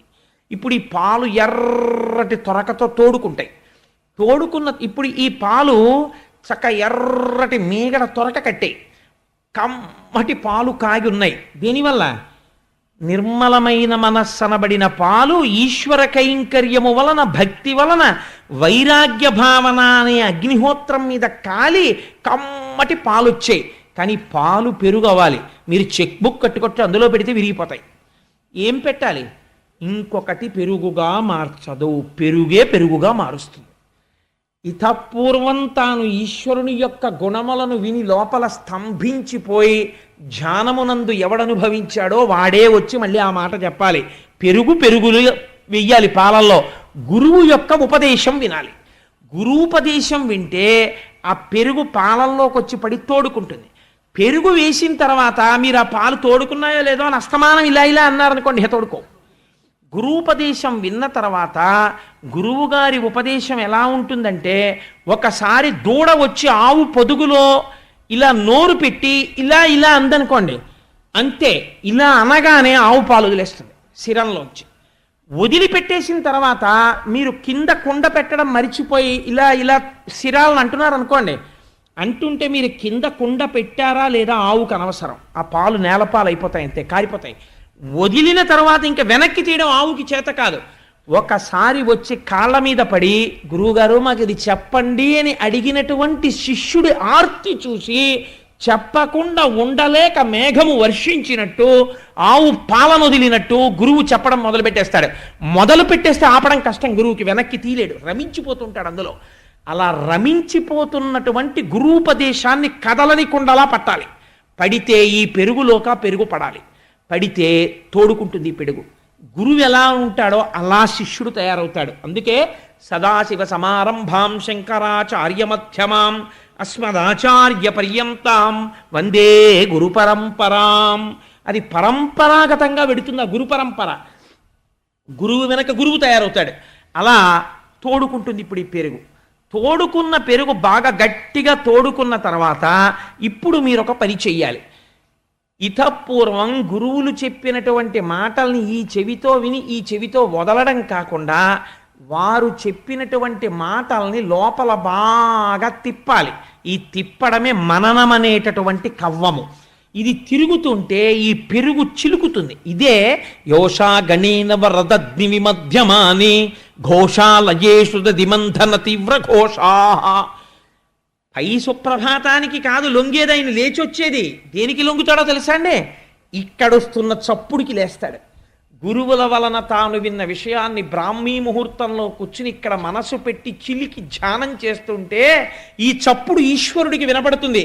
ఎలా లేచొస్తాడు అంటే, ఆ లేచి వచ్చేటప్పుడు అసలు నేను ఇలా రావచ్చా అన్నది కూడా మర్చిపోయి లక్ష్మీ మహీతద నిరూప నిజానుభావ నీలాది దివ్య మహిషీకర పల్లవానాం అటువంటి పాదాలతో రాత్రి లక్ష్మీదేవిని కౌగిలించుకొని పడుకున్నప్పుడు ఆవిడ యొక్క స్తనముల మీద ఉన్న కస్తూరి తన ఒంటి మీద అంటుకుని ఉండగా, అయ్యో నేను ఇలా రాకూడదన్నది కూడా మరిచిపోయి ఉత్తరీయం కప్పుకోవడం మరిచిపోయి వచ్చేస్తాడు.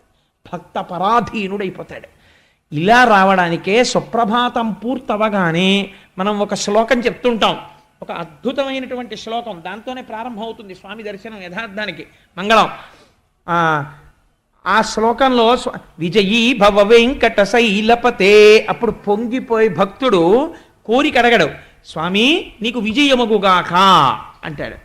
అలా ఈశ్వరుణ్ణి చూసి పొంగిపోయేటటువంటి హృదయం ఏర్పడుతుంది. ఇది మననం అనేటటువంటి కవ్వంతో చిలుకుతారు.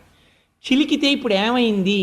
ఈ లోపల నుంచి వెన్న పైకి వస్తుంది, తేలుతుంది పైకి.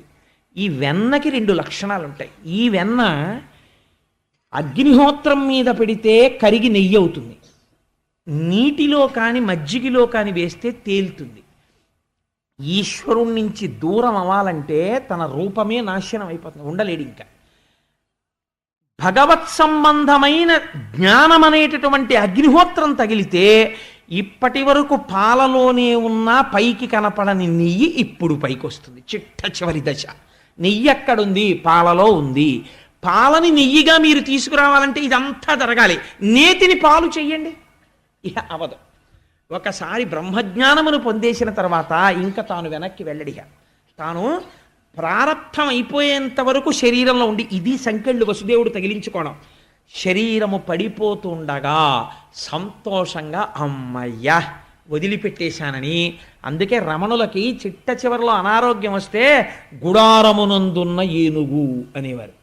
ఎంత తొందరగా వదిలేద్దామా అని కురిడి అయిపోయిన కొబ్బరికాయ పెంకు వదిలినట్టు విడివడి ఉంటాడు లోపల. ఇది పడిపోతుంటే అమ్మయ్యా నాకు అవధులు తొలగిపోయాయని అనంతమైన బ్రహ్మమునందు కలుస్తాడు.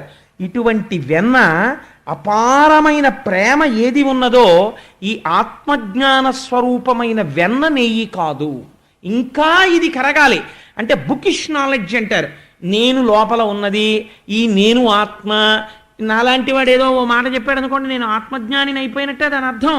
ఇది అపరోక్షానుభూతి కింద మారాలి, ఆత్మ దర్శనం అవ్వాలి. ఈ దర్శనం అవ్వడానికి నిధిధ్యాసనములోనికి వెళ్ళాలి. అంటే అత్యంత ప్రశాంతమైన ప్రదేశమునందు కూర్చుని ఈ వెన్న మళ్ళీ ఎందుకు పనికొస్తుంది అంటే ఎవ్వరికీ పనికిరాదు ఈ లోపలి వెన్న. ఇది ఈశ్వరుడికే పనికొస్తుంది. ఈ తలంపుల్ని పట్టుకెళ్ళి 5 రూపాయలకో 10 రూపాయలకో అమ్ముకోవడమో, ఇన్సెంటివ్ ఇవ్వడమో, ప్రమోషన్ ఇవ్వడమో ఇవ్వడు. పైగా ఒక స్థితిలో ఏమైపోతుందో తెలుసా అండి, లోకానికి పనికిరాని వాడిగా కనపడతాడు. ఆయనకి ఏం అక్కర్లేదండి, ఏమిటో ఎప్పుడు ఏదో తలుచుకుంటూ సంతోషపడిపోతూ అలా కూర్చుంటాడండి అంటారు. కానీ ఇప్పుడు ఈ వెన్న ఒక్క ఈశ్వరుడే తింటాడు, అన్యులు తినలేరు దాన్ని. ఇక్కడికొచ్చి తినడమే గోపకాంతల ఇళ్లల్లోకి వెళ్ళి కృష్ణుడు వెన్న తినడము. అప్పుడు ఆ భక్తి, ఆ వెన్న కృష్ణ స్పర్శ చేత జ్ఞానముగా మారుతుంది. అది నెయ్యి. ఈ నెయ్యి యజ్ఞమునందు పడుతుంది అంటే హవిస్సుగా మారుతుంది. ఈ శరీరము పడిపోయి పునరావృత్తి రహిత శాశ్వత శివ సాయుధ్యమునకు పొందుతాడు. ఇది కృష్ణుడు వెన్న తినడం అంటే. అంతేకాని చేతకాక పని లేక అవతారాన్ని స్వీకరించి వాళ్ళింట్లోకి వీళ్ళింట్లోకి వెళ్ళి వెన్నలు దొంగతనం చేసి తిన్నాడని దాని అర్థం కాదు. ఆంతరమునందు విచారణ చెయ్యాలి, ఎందుకు వెన్న తిన్నాడు. దీన్ని నవనీత చోరత్వము అంటారు.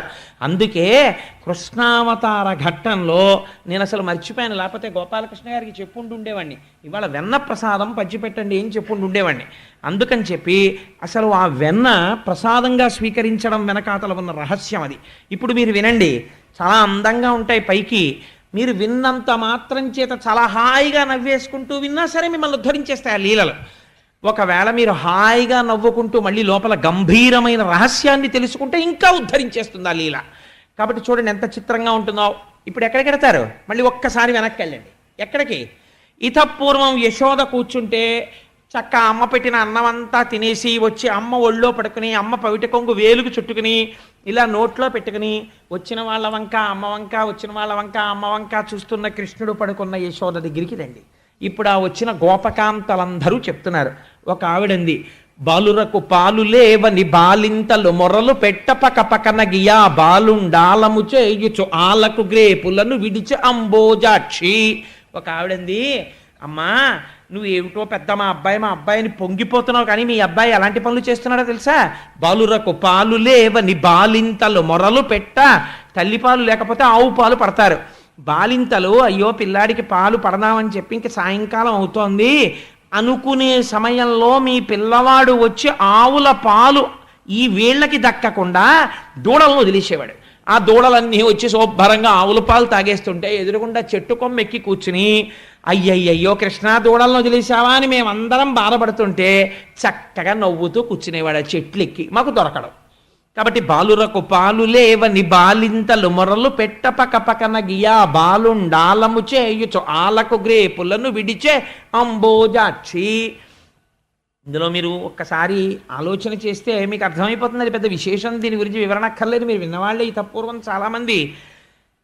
మనకి మన కుటుంబం వరకే మన కుటుంబం, నా కొడుకే నాకు కొడుకు, నా కూతురే నాకు కూతురు, ఈ భావన మనకుంటుంది. పక్కింటి వాళ్ళ అబ్బాయి తినలేదనుకోండి, నాకేం కావాలి, వాళ్ళ నాయనగారు చూసుకోవాలనుకుంటాను. ఈశ్వరుడు ఆయన జగద్భర్త, ఈ లోకమంతటికి ఆయన తండ్రి. కాబట్టి ఇప్పుడు ఏం చేస్తున్నాడు? రెండు పనులు ఏకకాలమునందు చేస్తున్నాడు. ఆవు దూడలంటే ఉపనిషత్తులు, వాటిని పోషిస్తున్నాడు ఈశ్వరుడు. ఉపనిషత్ జ్ఞానాన్ని పోషిస్తాడు. అందుకని దూడలు వదిలాడు. ఒకటి. రెండు, ఆవు దూడలు మాత్రం ఆ ఆవులు ఎక్కడికో వెళ్ళి గడ్డి తిని కుడితి తాగి పాలగా మార్చి మా దూడను వదులుతారు, మా దూడ పాలు తాగాలని ఎంతో సంతోషంగా. ఆరైపోతే మీరు ఎప్పుడైనా పశువుల కొట్టాల్లో చూడాలి, ఆ దూడలు కట్టుకొయ్యల నుంచి ఇలా ఇలా గుంజుకుంటూ ఉంటాయి. ఆ తల్లుల వంక చూసి వదిలిపెట్టమని తొందరగాను అంబే అంబే నరుస్తుంటాయి. అవేమో అంబా అంబా అని ఆ గడ్డి తినకుండా ఈ దూడల వంక చూసి తొందరగా వచ్చేయమని. దీనికో కట్టు దానికో కట్టు. పాపం అది ఊడదీసుకు రాలేదు. ఆ చిన్ని దూడలైతే ఇలా మడకి ఉరేసేసుకున్నట్టుగా ఇలా ఉంటాయి. అంటే అది ఊడిపోతుందేమో, అమ్మ దగ్గరికి పరిగెత్తుకు వెళ్ళిపోదామని. ఆఖరికి ఆ యజమాని వస్తాడు. వచ్చి ముందు ఆవు దగ్గరికి వెళ్ళాడు, దూడ దగ్గరికి వెళ్ళి ఆ దూడ మెడలో ఉన్నటువంటి ముడు వదిలేస్తాడు. వదిలేయగానే దూడ పరిగెత్తుకుంటూ వెళ్ళిపోతుంది అమ్మ దగ్గరికి. మీరు అసలు ఆ సన్నివేశం చూడాలండి. ఎంత పరిగెత్తుకుంటూ వెళ్ళిపోతుందంటే చెంగు చెంగున గెంతుకుంటూ పరిగెత్తుకుంటూ వెళ్ళిపోయి అమ్మ పొదుగులో మూతి పెట్టేసి 3 మాటలు గబ గబ గుద్దేసి ఆ శిరాన్ని ఇలా నోట్లో పెట్టుకుని నాలికి ఇలా మడత పడేటట్టుగా పట్టుకుని చప్పరించి తాగుతుంటే ఆర్తితోటి ఇలా నురగలు వస్తుంటాయి. అంత తాగుతుంటే పొంగుతో ఆవిలా పక్కకి తిరిగి దాన్ని నాలికతో నాకుతూ తన వాత్సల్యం అంతా దూడ మీద చూపించి పాలు వదిలేస్తుంది. 2 గుక్కలు ఇది ఇంకా ఆకలి తీరదు. మనం ఆ దూడను లాగేసి స్తంభానికి కట్టేసి వీడి గిన్నెలోకి పితికేస్తుంటాడు వీడి పిల్లాడి కోసం. దాని దూడ దాని పిల్ల కాదు, నీ పిల్లడు నీకు ఎక్కువ, దాని దూడ నీకు తక్కువ. కానీ ఆ అరగంట ఆవు ఎంత క్షోభ అనుభవించిందో. ముందు అది కొంచెం కడుపు నిండిపోయిన తర్వాత దూడ కడుపు నిండా తాగింది. ఇంకింతకన్నా ఆవు దూడ ఎక్కువ పాలు తాగితే వాతం చేస్తుంది. అప్పుడు తెచ్చి కట్టి నువ్వు పాలు పెతుక్కో, ధర్మం అయిపోతుంది. ఏమో పాలన్ని ఇస్తుందో ఇవ్వదో, నా పిల్లాడికి ఉంటాయో ఉండవో, మిగిలితే దూడ తాగుతుంది, లేకపోతే ముందు నా పిల్లాడికి ఉండాలి. ఎంత క్రౌర్యం నీకు! ఈశ్వరుడికో ఆ ఆవు తన బిడ్డే, ఈ దూడ తన బిడ్డే, అందుకు ఆయన వదిలేడు. నువ్వు ఆయన్ని వంక పెట్టడం ఎందుకు? నువ్వా దొంగవి, ఆయన దొంగ. ఆయన దొంగ కాదు, నువ్వు దొంగ. నీ దొంగతనం దాచుకుని ఆయన ఎందుకు దొంగతనం చెప్తున్నావు నువ్వు? చోరలీలా అని ఎవరి దొంగ బ్రతుకు వాళ్ళది బయట పెడుతున్నాడు స్వామి. అందుకని బాలురకు పాలు లేవని బాలింతలు మొరలు పెట్ట పక పకన గియా బాలుండాలము చేయుచు ఆలకు గ్రేపులను విడిచే అంబోజాక్షి పడతి నీ బిడ్డడు మా కడవలలో నున్న మంచి కాగిన పాల పడచులకు పోసి చిక్కిన కడవలపో నడిచే ఆజ్ఞ కలదో లేదో. ఇంకో ఆవిడంది ఎంత దెప్పి పొడిచిందో చూడండి. అంటే you don't have any discipline, నీకు అసలు క్రమశిక్షణ లేదమ్మా. మీ పిల్లాడికి ఎలా వస్తుంది? ఎక్కడి నుంచి వస్తుంది? ఏం చేశాడో తెలుసా? మా ఇంట్లో పాలన్నీ కుండల్లో ఎర్రగా కాచాం. అందులో గ్యాస్ స్టవ్ మీద గిన్నెలో కాచుకోవడం వేరు. ఎప్పుడైనా పల్లెటూళ్ళలో కుండలో పాలు పిడకల మీద కాచిన పాలు చూడాలి, ఏమి కమ్మతనమో ఆ పాలు, ఆ పెరుగు. అందుకని అటువంటి పాలు ఎర్రటి తెట్టు కడితే అట్లాంటి పాలు చక్కగా గోరువెచ్చగా ఉంటే పిల్లలందరినీ తీసుకుని చప్పుడు లేకుండా ఇంట్లోకి వచ్చేసి కుండలు ఎత్తేసి గుడుగుడు గుడుగుడు గుడుగుడు గుడుగుడు పాలన్నీ తాగేసి పోని వెళ్ళిపోయాడా? ఆ కడవలన్నీ కింద బారేసి వాటిని తొక్కుకుంటూ అడుగులేసుకుంటూ వెళ్ళిపోయారు బోర్లించేసి. పాలు పోయే, కడవలు పోయే. ఇది ఎక్కడ పిల్లాడమ్మా? పడతి నీ బిడ్డడు మా కడవలలో నున్న మంచి కాగిన పాల పడచులకు పోసి చిక్కిన కడవలపో నడిచే ఆజ్ఞ కలదో లేదో. ఒకరికి పెట్టడం అన్నది అసలు లేకుండా ఎప్పుడు తన కోసమే దాచుకునే వాళ్ళ ఇంట్లో ఐశ్వర్యాన్ని ఈశ్వరుడు ఎలా తీసేస్తాడో ఎవరికీ తెలియదు. సిరిదా వచ్చిన వచ్చును సలలితముగ నారికేళ సలిలము భంగిన్ సిరిదా పోయిన పోవును కరిమింగిన వెలగ పండు కరణిని సుమతి. ఏనుగు వెలగపండు మింగుతుంది, ఎలా మింగిందో అలా బయటకు వదిలేస్తుంది. అదేట్రా వెలగపండు కన్నం కూడా లేదు, అయ్యయ్యో లోపల గుజ్జు జీర్ణం అవ్వలేదని పగల కొడితే లోపల ఇంత ఉండదు, జీర్ణం అయిపోతుంది. ఎలా జీర్ణం చేసింది పగలకుండా డిప్ప? ఏనుక్కి తెలియాలి. ఇలా పెట్టడం రాని ఇంట్లోంచి అలా తీసుకెళ్ళిపోవడం లక్ష్మీదేవిని నారాయణుడికి తెలుసు. నిశ్శబ్దంగా తీసుకెళ్ళిపోతాడు. అందుకే కడవల్ని కూడా తొక్కుకుంటూ వెళ్ళిపోయాడు. అంటే ఆ ఇంట ఉన్న వాళ్ళని కూడా తొక్కి అవతల పారేశాడు సుమా. కాబట్టి ఇలా పెట్టడం నేర్చుకో, నీ జీవితం వృద్ధిలోకి వస్తుంది. ఇలా నువ్వు ఏది పెట్టావో అదే నీకు ఆస్తి, అది నిన్ను కాపాడుతుంది ఆ పుణ్యం. కాబట్టి పుట్టి పుట్టడు నేడు దొంగిలబోయి వారిల్లు సొచ్చి కడవలు అందక పీటలు రోలు ప్రోవిడి ఎక్కి చేపెట్టజాలక కుండ కిందొక పెద్ద తూటురరించి నీ పట్టి మిగడపాలు చెరలు పట్టి త్రావెతలోదరి. కొంచెం ఈవిడి ఎవరికో కాస్త తెలివైంది. అప్పటికే తెలుసుకుంది దొంగతనాలు చేస్తున్నాడు, కృష్ణుడు వచ్చేస్తున్నాడు, కింద పెడితే తాగేస్తున్నాడు, కుండల పగల కొట్టేస్తున్నాడు. అందుకని కోడల్ని పిలిచి చెప్పింది, కింద పెట్టకు, పాలు కాగే వరకు అక్కడే ఉండి తోడు పెట్టేసి ఉట్టి కట్టి పైన పెట్టి, ఇంతే ఉంటాడు కదా, అందదు గొడవ లేదండి. కట్టేసి హాయిగా పడుకున్నారు. పడుకుంటే రానే వచ్చేసాడు. చూశాడు, అమ్మా ఎంత తెలివైందనివే, నాకు తెలియదు అనుకుంటున్నావా, నువ్వు ఎక్కడ పెడితే మాత్రం ఈశ్వరుడు ఐశ్వర్యం తీసేయాలనుకుంటే నువ్వు ఎక్కడ పెడితే మాత్రం తీలేడండి. అందుకని ఆయన ఎక్కడున్నా వెన్న తింటాడు, రెండో అర్థం ఆ భక్తిని. కాబట్టి పీటలు రోలు ప్రోవిడి, రోళ్ళు పీటలు వేశాడు. ఎక్కి చేపెట్టజాలక చెయ్యి అందలేదు. అందుకని ఆలోచించాడు, ఏం చేయడం రా, ఇన్నేసినా ఇంకా అందట్లేదు, పక్కింట్లోంచి వేరే మెటీరియల్ తేవక్కర్లేదు, ఇంట్లో ఉన్నది చాలు. కాబట్టి ఏం చేద్దాం అనుకున్నాడు. ఓహో, ఒక ఆలోచన చేస్తే పోలా, గొడవ వదిలిపోతుంది, చెయ్యి పెట్టడం తినడం ఎందుకు, కింద ఒక అన్నం పెట్టేస్తానని ధారాపాత్రకి పెట్టినట్టు ఒక అన్నం పెట్టాడు. చక్కగా కారిపోతుంది వెన్న. రెండు ఫాల్ ఇన్ లైన్ అన్నాడు. ఒకటి తర్వాత ఒకడు వచ్చి చక్క చెరలు పట్టి త్రావెతలోదరి. తలోదరి అంటే మళ్ళీ ఎంత దెప్పి పొడిచారో తెలుసా అండి, నీ కడుపు పైకి కనపడదు కానీ ఇంత తిండి తినేసే పిల్లండి ఎక్కడికన్నావమ్మా అని. ఎంత తినేస్తున్నాడమ్మా, ఇలా చారలు పట్టి తాగేస్తున్నాడు, వెన్నా పాలును తినేశాడన్నారు. ఇంకొక ఆవిడ ఏం చేసిందో తెలుసా అండి, ఇది భాగవతాంతర్గతం కాదు, నాకు చాలా ఇష్టం ఆ విషయం, అందుకు తరచు ప్రస్తావన చేస్తుంటాను. ఇంకొక ఆవిడ అనుకుంది, ఉట్టికి కట్టేస్తే ఇలా కుండలకి కన్నాలు పెట్టి తింటున్నట్ట, కాబట్టి ఉట్టికి పెట్టి ఉట్టి చుట్టూ గంటలు కట్టేయండి, వచ్చి ముట్టుకున్నాడో గణగణ గణగణ గణగణ మోగుతాయి, లేచొచ్చి పట్టుకుందాం కృష్ణుడు అన్నారు. అంటే ఆయన ఏం చేశాడు, పీటలేశాడు, రోళ్ళు వేశాడు, ఇలా ముట్టుకోబోయాడు, గంటలున్నాయి. ఆయన చరాచర జగత్తునంతటిని శాసించగలిగినవాడు. అందుకని ఆయన అన్నాడు, ఓ గంటలారా మీరు మ్రోగకుడు అన్నాడు. అన్నాయి గంటలు. వెంటనే చక్కగా అందులోంచి వెన్న తీస్తున్నాడు, పిల్లలందరికీ పెట్టేశాడు, అందరూ తినేశారు. ఓ దోషుడు మిగిలింది. ఆఖరణ ఆ దోషుడి చూసి ఇలా నోట్ దగ్గర పెట్టుకున్నాడు, అంతే ఇలా పెదివికి తగిలింది, గంటలన్నీ గణగణ మోగిపోయి. అరేరే ఇంతసేపు ఊరుకున్నారు, ఎందుకు మోగారు అన్నాడు. ఏం చెయ్యమంటావు, నైవేద్యం పెట్టేటప్పుడు గంట కొడతాను అలవాటు, నోట్లో పెట్టుకున్నావు, మోగేశామన్నాయి. పారిపోయాడు బయట. కాబట్టి ఏమైపోయింది అంటే ఈశ్వరుడు ఎంత దాచినా ఆ వెన్నని తినేశాడు. వారిల్లు సొచ్చి కడవల దౌరంబుగ నీగి త్రాగి తుదనా కడవల్ వీరింట నీసుతుండి వారికి వీరికి పెద్ద వాదయ్య సతీ. ఇదో కంప్లైంట్. అమ్మ మా ఇంటికి వచ్చి వెన్న నెయ్యి తినేశాడు. పోని తినేసిన వాడు ఊరుకున్నాడా? ఎంత ఇదిగా ఉంటుందంటే, వెనకటికి నేను ఒక ఆయన్ని చూశాను, ఏదో మనిషికో 20 రూపాయలు 30 రూపాయలు వేసుకుని ఓ 40 మంది కలిసి ఓ 1000 రూపాయలు పెట్టి ఏదో వెండి గిన్నె కొన్నారు. కొని ఆ 40 మంది పేర్లు ఏమంటారు ఆ గిన్నె మీద ఎవరికో ఇవ్వడానికి. వాడు అంటాడన్న 1000 రూపాయల గిన్నె మీద 40 పేర్లు ఏంటంటే పట్టమంటాడు. అంటే అయితే సిహెచ్ కోటేశ్వరరావుని సిహెచ్కే రావు చేసేద్దాను రా, పి జనార్దన్ రావుని పీజే రావు చేసేద్దాను రా అంటాడు. అని మొత్తం మీద ఈ 40 పేర్లు ఆ వెండి గిన్నె మీద ఉండాలని. ఎందుకంటే లేకపోతే ఎవడిచ్చాడో ఎలా తెలుస్తుంది? ఇచ్చేవాడు ఎవడో ఉంటాడు పెద్ద, వాడే ఇచ్చాడు అనుకుంటే ఈ 39 మంది వచ్చి పడి తినేసి వెళ్ళిపోయారు అనుకుంటాడేమో. 40 పేర్లు దాని మీద ఉంటే ఆ తర్వాత ఆయన లైట్ కింద కూర్చుని గిన్నె తిప్పుకు చూసుకోవాలన్నమాట. అందుకని అంత చిత్రంగా ఉంటుంది ప్రపంచం. అందుచేత దేవాలయమే కాబట్టి ఇక్కడే చెప్పించాడు భాగవతం పరమాత్మ, లేకపోతే ఎందుకు చెప్పిస్తాడు? కాబట్టి ఆయన అక్కడికి వచ్చి పరమాత్మ ఆ కుండల మీద పేర్లు ఉంటాయి, ఏ ఇంటి వాళ్ళ పేర్లు ఆ ఇంటి మీద, ఆ వెన్న తినేసి వెళ్ళిపోలేదు. కొన్ని ఇళ్లలో ఈ ఇంట్లో కుండ పట్టుకెళ్ళి ఆ ఇంట్లో పెట్టి వెళ్ళిపోయాడు. వెళ్ళిపోతే వాళ్ళు లేచి వచ్చి మా ఇంట్లో వెన్నంతా పోయింది, నెయ్యి అంతా పోయిందని పక్కింట్లో కనపడ్డాయి కుండలు. అన్నా మీరే పట్టుకుపోయారు మా కుండలని వాళ్ళు వీళ్ళు జట్టి ఆడుకుంటున్నారు. మేము ఎక్కడ పట్టుకొచ్చాం, మాకెందుకు కర్మ, ఎవడట్టుకొచ్చాడో మాకేం తెలుసని.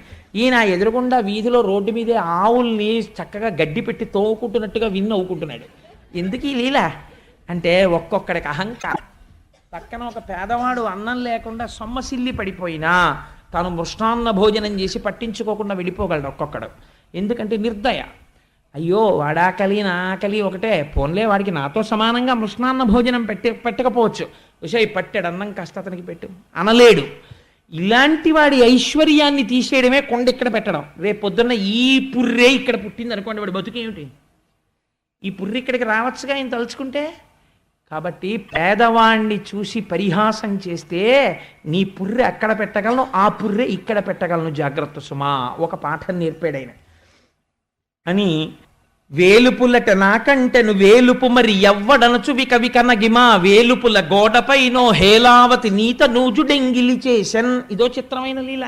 ఇంకొక ఆవిడంది, ఆవిడకి భక్తి ఎక్కువ, ఆవిడ కర్మిష్టి. ఆవిడకి అంతా ఎంత భక్తి ఎంత కర్మ అంటే మడిబట్ట ముట్టుకున్నారో ఆవిడకి ఇంకా చాలా కోపం వచ్చేస్తుంది.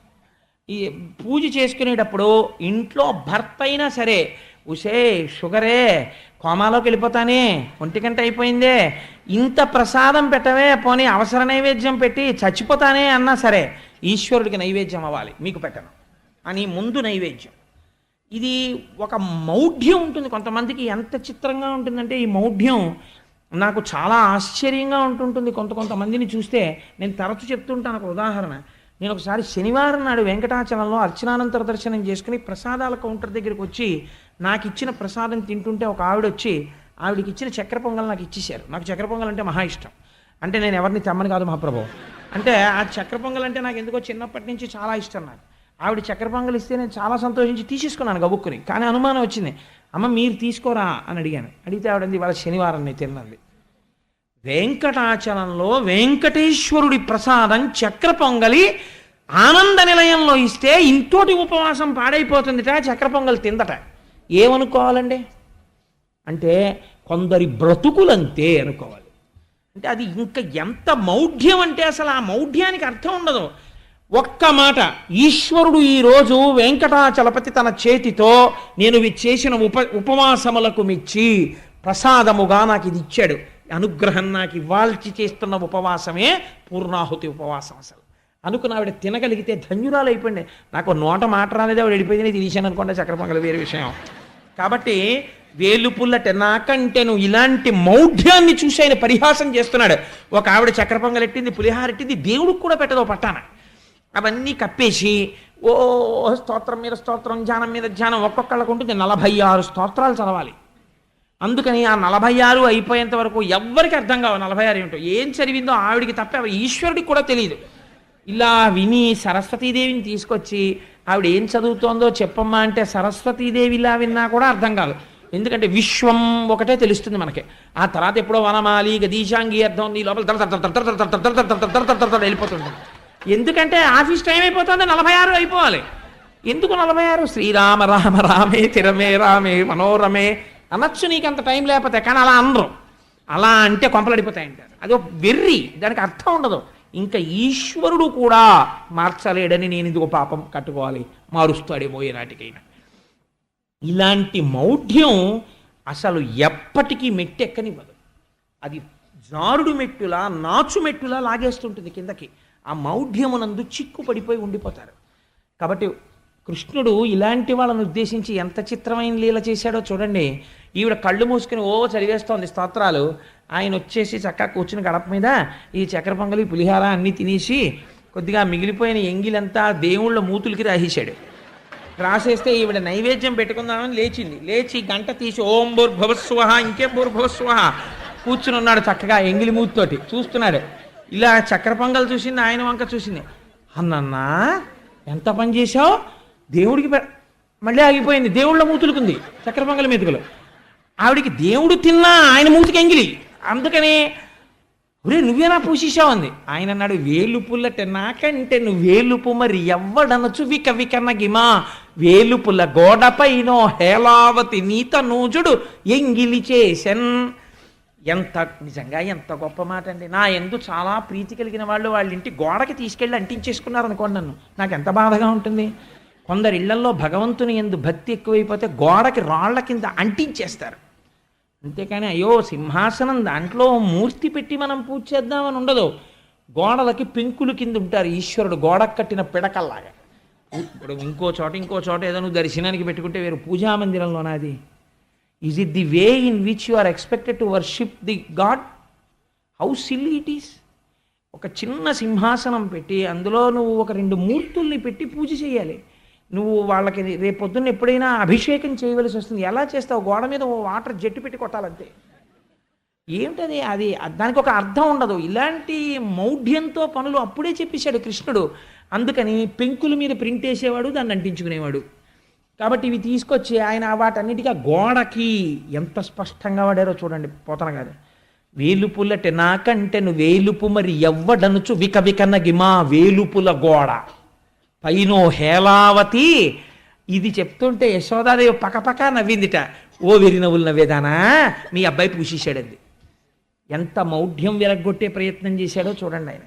సరే, అందుచేత బాబు నేను ఇది ఏదో లీల చెప్పాను కానీ రేపు పొద్దున నా చొక్కా పట్టుకోకండి, మా ఇంట్లో ముందండి అని నేను ఒక్కొక్కసారి ఇంటికి వెళితే మీరు మా పూజా మందిరంలోకి రాకండి అన్నారు సార్ ఒకళ్ళు. అంటే నేను ఆశ్చర్యపోయాను. అదేంటంటే నేను స్నానం అవన్నీ చేశాను, అదేంటి నన్ను రావద్దంటున్నారు అన్నాను. అంటే మీరు ఉపన్యాసాల్లో చెప్పేవి కొన్ని మా ఇంట్లో ఉంటాయండి, మీరు అక్కడి నుంచి మళ్ళీ ఏ స్టేజ్ మీదో చెప్తారేమో భయం, అందుకని చూడకండి అన్నారు. నాకు అదో చిన్న బలహీనత, స్టేజ్ మీదే గుర్తొస్తుంటాయి నాకు. అందుచేత ఎలా ఉంటుంది ప్రపంచం అంటే ఇలాంటి దాన్నే పరమాత్మ విమర్శించి చూపించారు. అది మార్చుకోమని కానీ కోటేశ్వరారు చొక్కా పట్టుకోమని కాదు. కాబట్టి ఇంకొక చోటుకి వెళ్ళారు. వెళ్ళి ఆ ఇంట్లోకి వెళ్ళి శుభ్రంగా ఉన్న వెన్న తినేసి కోడలి మూతింజరిమిన కోడలు ముచ్చనుచు అత్త కొట్టెల తాంగి. ఇంకో చిత్రం ఏమిటో తెలుసా అండి, వారి ఇల్లు సొచ్చి కడవల దూరంబుగా నెయ్యి త్రాగి ఆ నెయ్యంతా తినేసి వెళ్ళిపోయే ముందు అత్త కోడలు కలిసి పడుకుని ఉన్నారు. ఆ కోడలి మూతికి నెయ్యి రాసి వెళ్ళిపోయారు ఆయన. పొద్దున్నే నిద్ర లేవగానే అత్తగారు కడవల వంక చూసుకుంది, నెయ్యి లేదు. కోడలు మూతి వంక చూసింది, నెయ్యి ఉంది. ఆసి ముచ్చ రాత్రి తినేసావా నెయ్యి అంతాను అని కోడల్ని పట్టుకుని చావగొట్టేసింది. ఎందుకంటే అది ఇలా ఈయన నవ్వుతున్నాడు కిటికీలోంచి చూసి. అంటే అత్త కోడలికి నేర్పవలసినటువంటి గొప్ప ధర్మం ఒకటి ఉంటుంది. ఐశ్వర్యము దేని వల్ల పెరుగుతుంది? ఇంటికొచ్చిన మహాత్ముల్ని ఆదరించడంలో పెరుగుతుంది. ఆయన వచ్చినప్పుడు అత్తగారు ఇంటికి యజమానురాలెవరో ఆవిడే తీసుకెళ్ళి ఇవ్వాలి ఆయనకి. అయ్యా మీరు తీసుకోండి అని ఒక పండో ఫలమో ఇవ్వాలి. లేదా తర్వాత ఐశ్వర్యం ఎవరి వల్ల నిలబడాలి? కోడలి వల్ల నిలబడాలి. ఆ ఇంటి ఐశ్వర్యం కోడలికి నేర్పుకోవాలి. అమ్మా వారు వచ్చారు పెద్దలు, నువ్వు పట్టుకెళ్ళి కాఫీ లేకపోతే నువ్వు పట్టుకెళ్ళి కాసిన పాలు వారికి అని నేర్పాలి. అది నేర్పుకోలేదనుకోండి, ఇగో ఆయన వచ్చినప్పుడే తలుపేసేయకుండా కనపడుతుందేమో అని దాచేశారనుకోండి, కోడలకి ఇది అలవాటు అవుతుంది. ఇద్దరికి ఆఖరికి ఈ ఇటువంటి పిచ్చి ఎక్కడికి వెళ్ళిపోతుందంటే వాళ్ళిద్దరూ కొట్టుకునే స్థితికి వచ్చి విడిపోతాయి సంసారాలు తప్ప ధర్మమునందు పూనిక ఉండదు. కాబట్టి అత్త కోడల్ని సంస్కరించుకోవాలి. తండ్రి దానం చేసేటప్పుడు కొడుకుని పక్కన పెట్టుకోవాలి. కొడుక్కి కూడా అలవాటై రేపు వృద్ధిలోకి వస్తాడు. అది మహాధర్మం. అది నేర్పారు స్వామి. అలాగే ఇమ్మగువ తన్నువాకిట గుమ్మరుచో చీరి నిలుపుకొని పేరడగన్ కెమ్మోవి కొరికి వడిజన ఈ బాలుడు జగతిని మున్నిట్టి బిడ్డ చక్కంబడనే. ఇంకో ఆవిడంది, అమ్మ మా అమ్మాయి ఏమో వీధిలో నించుంది, సాయంకాలం నించుని చక్క తల నిండా పూలెట్టుకుని అలా నిలబడ్డం కూడా ఎంత హొయలుగా నిలబడిందంటే గడపకి ఇలా భుజం వాల్చి కుడికాలు మీద నిలబడి ఎడంకాలు ఇలా అడ్డంగా వేసి కృష్ణుల్లా త్రిభంగిలా నిలబడి ఆ జడిలా తిప్పుకుంటూ నిలబడి అలా వెళ్ళిపోతుంటే కృష్ణుని అబ్బాయి ఇలా అంటే ఆయన చాలా యువర్స్ మోస్ట్ ఒబీడియంట్లీ కింద ఉంటాడు. గవగబా ఇలా చేతులు కట్టుకొని లోపలికి వచ్చాడు. మీ పేరేమిటాయ్ అంది ఇలా నిలబడి. ఆయన చూశాడు, చూసి అన్నాడు ఇలా రా చెప్తానన్నాడు. ఇలా నించున్నావిడ వంగింది, ఏమిటి అని ఇలాగా టక్కన కింద పెదవి కొరికేసి వెళ్ళిపోయాడు పరిగెత్తుకు. కిమ్మోవి కొరికి వడిజన ఈ బాలుడు జగతిని మున్నిట్టి బిడ్డ చదువంబడనే. ఇలాంటి పిల్లలు ఎక్కడైనా ఉంటారా? ఎందుకమ్మా పేరు అడిగితే పెదవి కొరికేది ఏంటి అంటే మనకి కుమారీ శతకం అని పూర్వం ఒకటి ఉండేది. ఆడపిల్లలు ఎలా ప్రవర్తించాలి అన్నది ఇప్పుడు నేను చెప్తే నన్ను దెబ్బలాడతారేమో కానీ భాగవతం చెప్తున్నా భయం ఏమిటి చెప్పేస్తాను. నిష్కారణంగా ఆడపిల్లలు అసుర సంధ్య వేళలో అలంకారం చేసుకుని బయట నిలబడి జడలు తిప్పడం, కనబడ్డ ప్రతివాణ్ణి పిలిచి ఏవో ఊసుపోని కబుర్లు చెప్తూ ఉండడం, ఇలాంటివి చెయ్యకూడదు. స్త్రీ వలన ధర్మం నిలబడుతుంది, ప్రవర్తన తెలియాలి. అలా వీధి గడపల దగ్గరికి వచ్చి నిలబడి వీధిలో వెళ్ళిపోయే వాళ్ళందరినీ పిలిచి వాళ్ళని నిలబెట్టి మాట్లాడడం అది చెయ్యకూడదు. నీ బ్రతుకు పాడైపోతుందని చెప్పడానికి అలవాటు మార్చుకో. కెమ్మో వికరికి వడజన ఈ బాలుడు జగతిని మున్నిట్టి బిడ్డ చక్కంబడనే. పైకి చాలా హాస్యాస్పదంగా ఉంటుంది లీల, లోపల గంభీరమైన అర్థం ఉంటుంది. చేబంతి తప్పెపడనని ఒకళ్ళ ఇంట్లోకి వెళ్ళాడు. ఎంత చిత్రంగా చెప్పాడంటే, ఏమండి ఏమండి ఆడుకుంటుంటే మా బంతి మీ గోడ దాటి లోపలికి వచ్చింది, తీసుకోవద్దా అండి అన్నాడు. అంటే అయ్యో అదేంటారు అబ్బాయి తీసుకో అన్నారు. గేటు తీశారు, లోపలికి వెళ్ళాడు. చేబంతి తప్పిపడినని ప్రాబల్యము తోడ వచ్చి స్నానము చేయు. వాళ్ళ కూతురు స్నానం చేస్తోంది. స్నానం చేస్తుంటే ఆ అమ్మాయి స్నానం చేస్తూ గోడ మీద వేసుకున్నటువంటి చీర తీసుకుని పారిపోయాడు. బంతి తీసుకుంటానన్నవాడు. ఎందుకు అలాంటి పని చేయడం అంటే, చేబంతి తప్పెపడినని ప్రాబల్యము తోడ వచ్చి భవనము వెనుకన్. ఆ భవనము వెనకాతల ఉన్నటువంటి స్నానాల గదిలో స్నానం చేస్తున్న ఆడపిల్ల యొక్క వలువలు తీసుకుని పారిపోయాడు. అది ఆ లీలలో. అంటే స్నానం చేసేటప్పుడు దానికి ఒక హద్దు ఉంటుంది. ఎందుకంటే సూర్యచంద్రాది గ్రహములు ప్రకాశిస్తున్నటువంటి సమయంలో ఒంటి మీద వస్త్రం లేకుండా దిగంబర స్నానం చెయ్యకూడదు. అది జలాధిదేవత అయినటువంటి వరుణుడి పట్ల అపచారం. ఇలాంటి తప్పు పనులు చేసేటటువంటి వాళ్ళకి ఒక పాఠం చెప్పడానికి ఆయన వస్త్రం తీసుకెళ్ళిపోయాడు. ఒంటి మీద బట్ట కట్టుకుని ఉండాలి, స్నానం చేసేటప్పుడు కూడా ఏదో ఒక వస్త్రం ఉండాలి అన్న ఎరుకలేని నీకు వరుణుడి పట్ల అపచారం చేసే నీకు బట్టలు ఎందుకు అని బట్టలు పట్టుకుపోయాడు ఆయన. అది ఆ లీలలో ఉన్నటువంటి అంతరార్థం. దానివల్ల మనం ఒక ప్రయోజనాన్ని తెలుసుకోవాలి, ఒక మర్యాద తెలుసుకోవాలి. కొడుకులు లేరని వకసతి వగవగ తన్ను మగనిగా గైకొని కొడుకులు కలిగెదరనిపై పడినాడిది వినుము శిశువు పనులే తల్లి. వెళ్ళిన కొద్దీ కొంచెం కఠినంగా ఉంటాయి, మీరు విశాల హృదయంతో వినండి. ఎందుచేత అంటే ఆ లీలలు చాలా గొప్ప లీలలు, విని తీరవలసినటువంటి లీలలు. ఏదో ఆడవాళ్ళందరూ మధ్యాహ్నం భర్తలందరూ వెళ్ళిపోయారు, అందరూ కూర్చుని మాట్లాడుకుంటున్నారు. పాపం అందులో ఒక కోడలు బయటికి వచ్చింది. వస్తే అయ్యో పాపం పెళ్ళి అయిపోయి 3 ఏళ్ళో 4 ఏళ్ళో అయిపోయింది, కడుపున కాయలేదమ్మా ఈ పిల్లకి అని మాట్లాడుకుంటున్నారు. మాట్లాడుకుంటుంటే బయటకు వచ్చినటువంటి కోడలు కళ్ళమ్మట నీళ్లు పెట్టుకుని లోపలికి వెళ్ళి కూర్చుంది. కృష్ణ పరమాత్మ చూశారు. గబగబా లోపలికి వెళ్ళి ఆవిడ దగ్గరికి వెళ్ళి నిలబడి, ఆ కొడుకులు లేరని ఏడుస్తున్నావా, మీ ఆయన్ని నమ్ముకుంటే కొడుకులేం పుడతారు, నన్ను మీ ఆయన్ని చేసుకో పిల్లలు పుడతారు అన్నారు.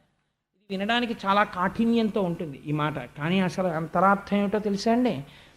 సంతానరహితముగా ఉండిపోవడానికి ఏదో ఒక భయంకరమైనటువంటి పాపము ఉంటే ఈశ్వరుడు సంతానమును ఇయ్యడు. పితృదేవతానుగ్రహం పోతుంది, దేవతల ఆగ్రహంతో వంశం వర్ధిల్లదు, ఆగిపోతుంది, పిల్లలు పుట్టరు. ఇప్పుడు ఈ పాపాన్ని ఎవ్వరూ తీయరు. ఎవరు తీస్తారంటే దయాళువు కనుక ఆ స్వామి కాళ్ళు గట్టిగా పట్టుకుంటే ఆయనే ఈ పాపం తీసి మళ్ళీ తల్లిని చేస్తాడు, తండ్రిని చేస్తాడు. అందుకే అన్నమాచార్యులు వారు పుట్టుగొడ్రాళ్లకు బిడ్డలిచే గోవిందుడే వేడుకొందామా, వెంకటపతి వెంకటేశ్వరుని వేడుకొందామా అంటారు. అందుకని అసలు నిజంగా సంతానం కలగకూడదని జాతకంలో ఉన్నా కూడా సంతానం ఈయగలిగినటువంటి ప్రభువు నన్ను భర్తని చేసుకో అంటే అర్థం ఏంటో తెలుసా అండి? పతిం విశ్వస్యాత్మేశ్వరగం శాశ్వతగం శివమచ్యుతం. ఈశ్వరుడున్నాడని నువ్వు నమ్ము. భర్త భార్య పిల్లలు కలగలేదని బెంగ పెట్టుకోకు, నన్ను లోపల నమ్మమ్మా, నీకు కొడుకు పుడతాడు, బెంగ పెట్టుకోకు అని ఆయన ఇచ్చిన అభయం లోకానికి అది. కాబట్టి వ్రాలగ వచ్చిన ఈ సతి చూలాలం తొలగమనిన చూలగుటకు ఏది మూలము చెప్పమన ఈ బాలుడు జగతిని మున్నిట్టి బిడ్డ చదువంబడిని. ఒక ఆవిడ అడిగింది, ఆవిడేదో 2 గర్భిణి, 9 నెలల గర్భిణి. ఆవిడ ఎవరు అడ్డొచ్చినా మీరు పడకండి అంటుంది. సహజం కదా. అలా ఉంటే కృష్ణుడు ఎక్కడి నుంచో పరిగెత్తుకుంటూ వచ్చేస్తున్నాడు. అందులో ఆయనకి ఎదురుకుండా ఇలా వేణు ఓడి పెట్టుకుని వచ్చేస్తున్నాడు. వచ్చేస్తుంటే ఆవిడంది మీరు పడుకుంది అంటే టక్కన ఆగి ఎందుకు పడకూడదు అన్నాడు. ఇదో ఆయన ఏమైనా అడిగితే మళ్ళీ ప్రశ్నేస్తాడు, ఎందుకు పడకూడదు అన్నాడు. ఎందుకు పడకూడదు ఏమిట్రా, నేను నీళ్ళు వేసుకున్నాను నిండి చూలాలని అంది ఆవిడ. నువ్వు చూలాలు ఎలా అయ్యావు అన్నాడు ఆయన. అందుకని వాళ్ళు ఆవిడ వచ్చి ఇదే చెప్పింది. వ్రాలగ వచ్చిన ఈసతి చూలాలం తొలగమనిన చూలగుటకు ఏది మూలము చెప్పమని ఈ బాలుడు జగతిని మున్నిట్టి బిడ్డ చదువంబడనే. ఇలా ఎవరైనా పిల్లలు అడిగారా? ఏమిటమ్మా పిల్లాడు అడగడం అని అడిగారు. అడిగితే ఇందులో రహస్యం ఏమిటో తెలుసా అండి? నేను చూలాలినయ్యాను, నేను గర్భవతినయ్యానని అహంకరించకు. అందుకే గర్భిణిగా ఉంటే భాగవతం వినండి, సుబ్రహ్మణ్యేశ్వరుడి ఉత్పత్తి వినండి అంటారు. అది ఈశ్వరానుగ్రహము. కేవలము సృష్టి ఆనందహేతు అయితే ఆ తరువాత లోపల ఒక బుడగ నీరేడు గింజలా అయితే, మీకు కపిల గీతలో చెప్పాను కదా గర్భోత్పత్తి, లోపల తలని చేసి పుర్రె చేసి వెంట్రుకలు పెట్టి రోమకూపాలు పెట్టి చర్మం పెట్టి రక్తం పెట్టి జీవుణ్ణి పంపి ఇవన్నీ ఎవరు చేస్తున్నారు? ఈశ్వరుడు చేస్తున్నాడు. నన్ను తొలగమంట ఏమిటమ్మా, నేనే తొలగిపోతే నీకు గర్భం ఎక్కడుంది? మీద పడకంట ఏమిటి? నేను నీ గర్భంలోకి ప్రవేశించాను కాబట్టే నువ్వు తల్లివి కాబోతున్నావు. కాబట్టి గర్భిణి అయిన స్త్రీ తండ్రి కాబోతున్నవాడు ఇది ఈశ్వరానుగ్రహమని నమస్కరించవలెను, వంశం పెరుగుతోందంటే అని స్వామి ఒక చక్కటి మాట మనకి నేర్పారు. కాబట్టి మగువా నీ కొమరుడుమా మగవారటు పోవ చూచి మంతనమునకున్ తగజీర పొందునడిగెను పడతీ ఈ చిన్ని కుర్రడల్పుడ చెప్పుమా. ఒక ఆవిడొచ్చింది, ఇంతకు ముందు అసలు కనీవిని ఎరగమమ్మా, నందవ్రజంలో మగవాళ్ళందరూ ఆవుల్ని దూడల్ని తోలుకెడిపోయారు, ఆడవాళ్ళందరం అక్కడ కూర్చుని మాట్లాడుకుంటున్నాం, మీ పిల్లాడు ఎక్కడి నుంచి వచ్చాడు అన్నాడు. ఏమిటన్నాము? ఏదో మంచినీళ్ళు ఏదో కావాలని దామనిద్దరం ఆడుకుందాం అన్నాడు. ఇలా ఎవరైనా అంటారా అమ్మా అన్నారు. అంటే ఇందులో ఒక అందమైనటువంటి లీల ఉన్నది. ఏమిటంటే సూర్యుడు ప్రకాశిస్తూ ఉండగా పగటిపూట రాత్రి జరిగినటువంటి విశేషాల్ని, దాంపత్య సంబంధమైన విషయాల్ని బహిరంగ చర్చలు చేయకూడదు. సూర్యప్రకాశం ఉన్నంతసేపు ఈశ్వరానుగ్రహాన్ని అనుసంధానం చెయ్యాలి.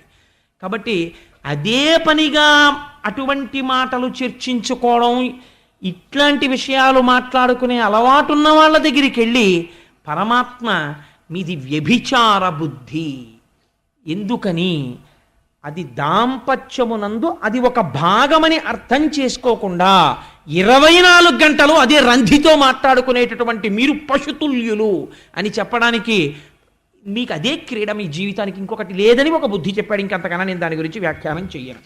కాబట్టి నా కొడుకును నా కోడలు ఏకతమున్న పెనగ పాము నీతడు వేయినవన్ కోకలెరుంగక పారిన కూకలిడెన్నీసు తుండుగుణమెగుణాఠ్యా. పైకి చాలా కఠినంగా అనిపిస్తాయండి, చెప్పకపోతే జీవితంలో తెలియవు. దేశం పాడైపోవడానికి, కుటుంబాలు పాడైపోవడానికి కారణాలన్నీ ఆ లీలల్లో ఉన్నాయి. అందుకని నేను చెప్తున్నాను, ఇవి పరమ పవిత్రం పాలకొండ లాంటి మనస్సుతో మీకు చెప్తున్నాను ఈ లీలలు. ఇదేంటి, నా కొడుకును నా కోడలు ఏకతమున్న పెనగా మిట్ట మధ్యాహ్నం వేళ ఆవిడ కొడుకు కోడలు అమ్మ బయట పడుకో అని తలుపేసి వాళ్ళిద్దరూ దాంపత్య సుఖాన్ని అనుభవిస్తున్నారు. చూశాడు కృష్ణ పరమాత్మ. ఎక్కడి నుంచి పట్టుకొచ్చాడో పావునో దాన్ని పట్టుకొచ్చాడు. కిటికీలోంచి ఆ పావును తీసి వీళ్ళ మీద పారేశాడు. పారేసేటప్పటికి ఒంటి మీద నూలుపోగు లేదు, పాము వచ్చేసింది. ఆ పావును చూసి భయపడి వీళ్ళు తలుపులు తీసుకుని బయటకు వచ్చేసారు. వచ్చేగానే ఊరుకున్నాడా, లౌడ్ స్పీకర్లా అరిచాడు, ఓయమ్మో రెండు రెండు రెండు రెండు అన్నాడు. అందరూ వచ్చి బయటకు వచ్చి చూశారు. ఏమిటమ్మా నీ కొడుకు చేసిన పనులు? నా కొడుకును నా కోడలు ఏకతమున్న పెనగ పాము నీ తడువే ఇవన్ కోకలెరుంగక పారిన కూకలిడెన్నీసు తుండుగుణమెగుణాఠ్యా. అంటే ఇందులో ఉన్న రహస్యం మీకు నేను ఆ దక్ష ప్రజాపతి, ఆ తరువాత హిరణ్యకశిపులు పుట్టే ముందు కపిలుడు, కశ్యప ప్రజాపతి, దితి దగ్గర చెప్పాను. వంశంలో దారుణమైన పిల్లలు ఎందుకు పుడతారో తెలుసా అండి? కాలము కాని కాలమునందు రమించకూడదు దంపతులు. అలా రమిస్తే ఉగ్రభావనలు కలిగినటువంటి వాళ్ళు, దేవతా తిరస్కారం చేసేవాళ్ళు జన్మించి ఐశ్వర్యం వెళ్ళిపోతుంది. అందుకే కొన్ని ఇళ్లల్లో అంటారు, మహానుభావుడు వాళ్ళ ముత్తాతగారిటువంటి వాడు, తాతగారిటువంటి వాడు, తండ్రిటువంటి వాడు, ఈయన విషయంలో చూడండి ఐశ్వర్యం హారతి కర్పూరంలా అయిపోయింది, ఎన్ని దురలవాట్లో ఎలా వచ్చాయోనండి అంటారు. ఇది రావడానికి కారణం జనన సమయమునకు హేతువైన ప్రవర్తన తల్లిదండ్రుల యందు లేకుండుట. కాబట్టి సూర్యుడు ప్రకాశిస్తుండగా కృతజ్ఞతా దోషం అంటుకుంటుంది. అటువంటి భయంకరమైనటువంటి ఫలితాలను ఇస్తారు దేవతలు. కాబట్టి ఆ పని చెయ్యకూడదు. కాబట్టి ఇది పశుకామము అని చెప్పడానికి పావుని విసిరాడు స్వామి. లోపల ఎంత గొప్ప రహస్యం ఉందో చూడండి. ఓయమ్మ నీ కుమారుడు మా ఇండ్లను పాలు పెరుగు మన నీడమ్మ పోయదమెక్కడికైనను మాయన్నుల సురభులాన మంజులవాణి. ఆఖరికి వాళ్ళు అన్నారు, అమ్మ ఇంకా నీ కొడుకు ఎలాగో మా ఇంట్లో పాలు పెరుగు బతకనివ్వడు, ఈ ఊరు విడిచి వెళ్ళిపోతామమ్మా, ఈ ఊళ్ళో ఆవుల మీద మా అన్నగారైనటువంటి నందమహారాజు గారి మీద ఒట్టు, మేమందరం వెళ్ళిపోతున్నామమ్మా అన్నారు. అంటే ఆవిడ చూసి అంది, ఇవన్నీ ఎప్పుడు చేశాడంది. ఇవాళ పొద్దున్నే లేటెస్ట్ క్రైమ్స్ ఇవన్నీ. పాత చార్ట్ షీట్ కాదు ఇది, కొత్తగా ఇవాళ పొద్దున చేశాడమ్మా. ఎక్కడున్నాడు?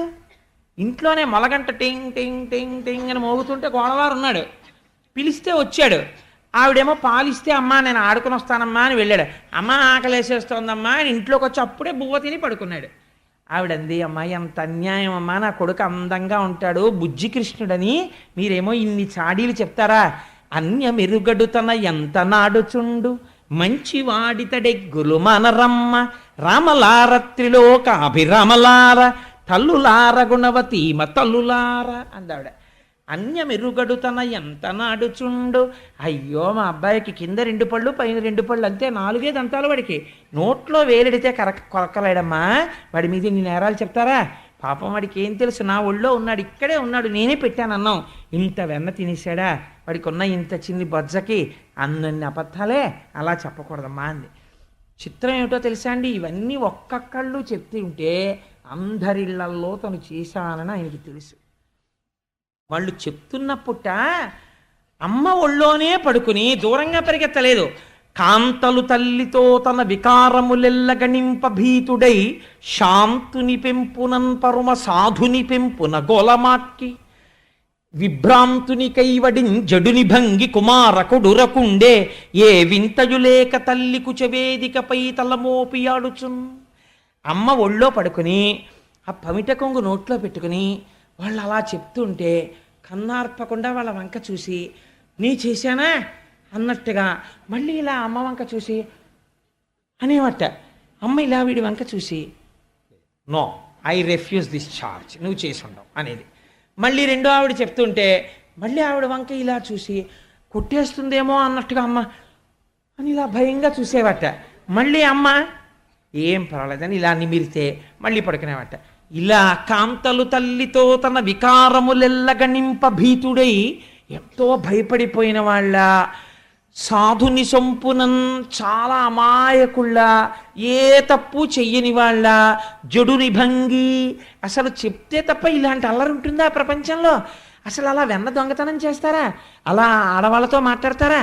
అలా కూడా మాట్లాడతారా అన్నట్టుగా చూసేవట. జడుని భంగి కుమారకుడు రకుండే ఎక్కడ ఏ వింతయులేక తల్లి కుచవేదికపై తలమోపి ఆడుచున్. అమ్మ కొగ్గుతో ఆడుకుంటూ అలా చూస్తుంటే అమ్మ పొంగిపోయి వాడి బుర్ర పట్టుకుని ముద్దులు ఎట్టేసుకుని ఆ చిన్ని కృష్ణుడిని మా అబ్బాయి అలాంటి వాడేమీ కాదు పండు అవతలకండి. చూసారా ఎలా గెలిచేశానో మా అమ్మ ఒళ్ళో పడుకుని అని ఓ దొంగ నవ్వు నవ్వేడు వాళ్ళ వంక చూసి. అంటే వాళ్ళు అన్నారు, అవును ఇప్పుడు ఎందుకు తెలుస్తుందిలే, ఇన్ని ఇళ్లల్లో జరిగింది నీ ఇంట్లో జరగదేమిటి? జరుగుతుంది. అప్పుడు మేమందరం స్టేడియంలో కూర్చుంటాం, నీ ఇంట్లో జరిగినప్పుడు నువ్వేం చేస్తావో మేము చూస్తాం. అదేమిటో రేపు చూద్దురు కానీ దాన్ని ఉలూకల బంధనం అంటారు. మహాశివరాత్రికి కృష్ణుడికి తేడా లేదన్నప్పుడు నేను భాగవతాన్ని పక్కనెందుకు పెట్టాలి? జ్యోతిర్లింగం గురించి చెప్పి రేపు ఉలూకల బంధనం చెప్తాను. ఉలూకల బంధనానికి ఉన్న గొప్పతనం ఏమిటో తెలుసా అండి? జీవితాల్లో సంజసించేసిన వాళ్ళు కూడా ఉలూకల బంధన వృత్తాంతాన్ని చెప్పించుకుంటారు, ఉలూకల బంధనాన్ని పారాయణ చేస్తారు. ఉలూకల బంధన వృత్తాంతం జీవితంలో ఒక్కసారి వింటే కొన్ని కోట్ల జన్మలలో చేసిన కర్మపాశములను తెంచుతాడు ఈశ్వరుడు. అద్భుతమైన లీల. రేపు ఈ నేరాలు చెప్పిన వాళ్ళందరూ స్టేడియంలో ఉంటారు, యశోద కృష్ణుణ్ణి పట్టుకోవాలి. ఏమి లీలో రేపు ఆ ఉలూకల బంధనం చెప్పుకుని మనం అందరం పరవశించిపోదాం. ఇవాళ స్వామిని సంతోషంగా ఒక్కసారి అందరం 11 మాటలు పిలిచి బయలుదేరదాం. దురిత నివారణ గోవింద, వజ్రమకుటధర గోవింద, పక్షివాహన గోవింద, పాప వినాశక గోవింద, పాహి మురారే గోవింద. ఇవాళ లక్ష్మీదేవి అంటుంది, మీ లీలలే స్వామి ఎలా చెప్పుకుంటున్నారో చూడండి అని. తరించిపోయారే నా గురించి చెప్పుకుని. మనస్సులకు పట్టుకున్నాడు కదా ఏదో రకంగా కృష్ణుడు, చాలు అలా తీసేశాను వాళ్ళ పాపాలంటాడు స్వామి. నందనందన గోవింద, నవనీత చోర గోవింద, శిష్ట పరిపాలక గోవింద, భాగవత ప్రియ గోవింద భక్తవత్సల గోవింద పాండవ ప్రియ గోవింద కస్తూరి తిలక గోవింద గోకులనందన గోవింద బిల్వపత్రార్చిత గోవింద గోవింద హరి గోవింద గోకులనందన గోవింద శ్రీ శ్రీనివాస శ్రీ గోవింద గోవింద హరి గోవింద గోకులనందన గోవింద శ్రీ వెంకటేశ గోవింద గోవింద హరి గోవింద గోకులనందన గోవింద. రేపు మనం నందవ్రజంలో మహాశివరాత్రి చేసుకుందాం. రేపు మన అందరం గోపకాంతలు గోపాల బాలురు. ఎందుకని మనకి మొదటి పూజ గోపూజ. మనందరం రేపు గొల్లపిల్లలు అయిపోయి మన ముందు ఎక్కడో గోపాలకృష్ణుడు నిలబడి చేయిస్తాడన్ని. చక్కగా ముందు కృష్ణుడు చేయిస్తుండగా మనందరం గొల్లవారం అయిపోయి నేను పెద్ద గొల్ల చక్కగా అందరం కలిసి హాయిగా గోపూజతో మొదలెట్టి ఎంత అమాయకంగా గొల్లలుంటారో అంత ఆనందంగా శివరాత్రి చేసుకుని పొంగిపోదాన్ని రేపటి రోజున. సర్వం శ్రీ ఉమామహేశ్వర పరబ్రహ్మార్పణమస్తు. స్వస్తి.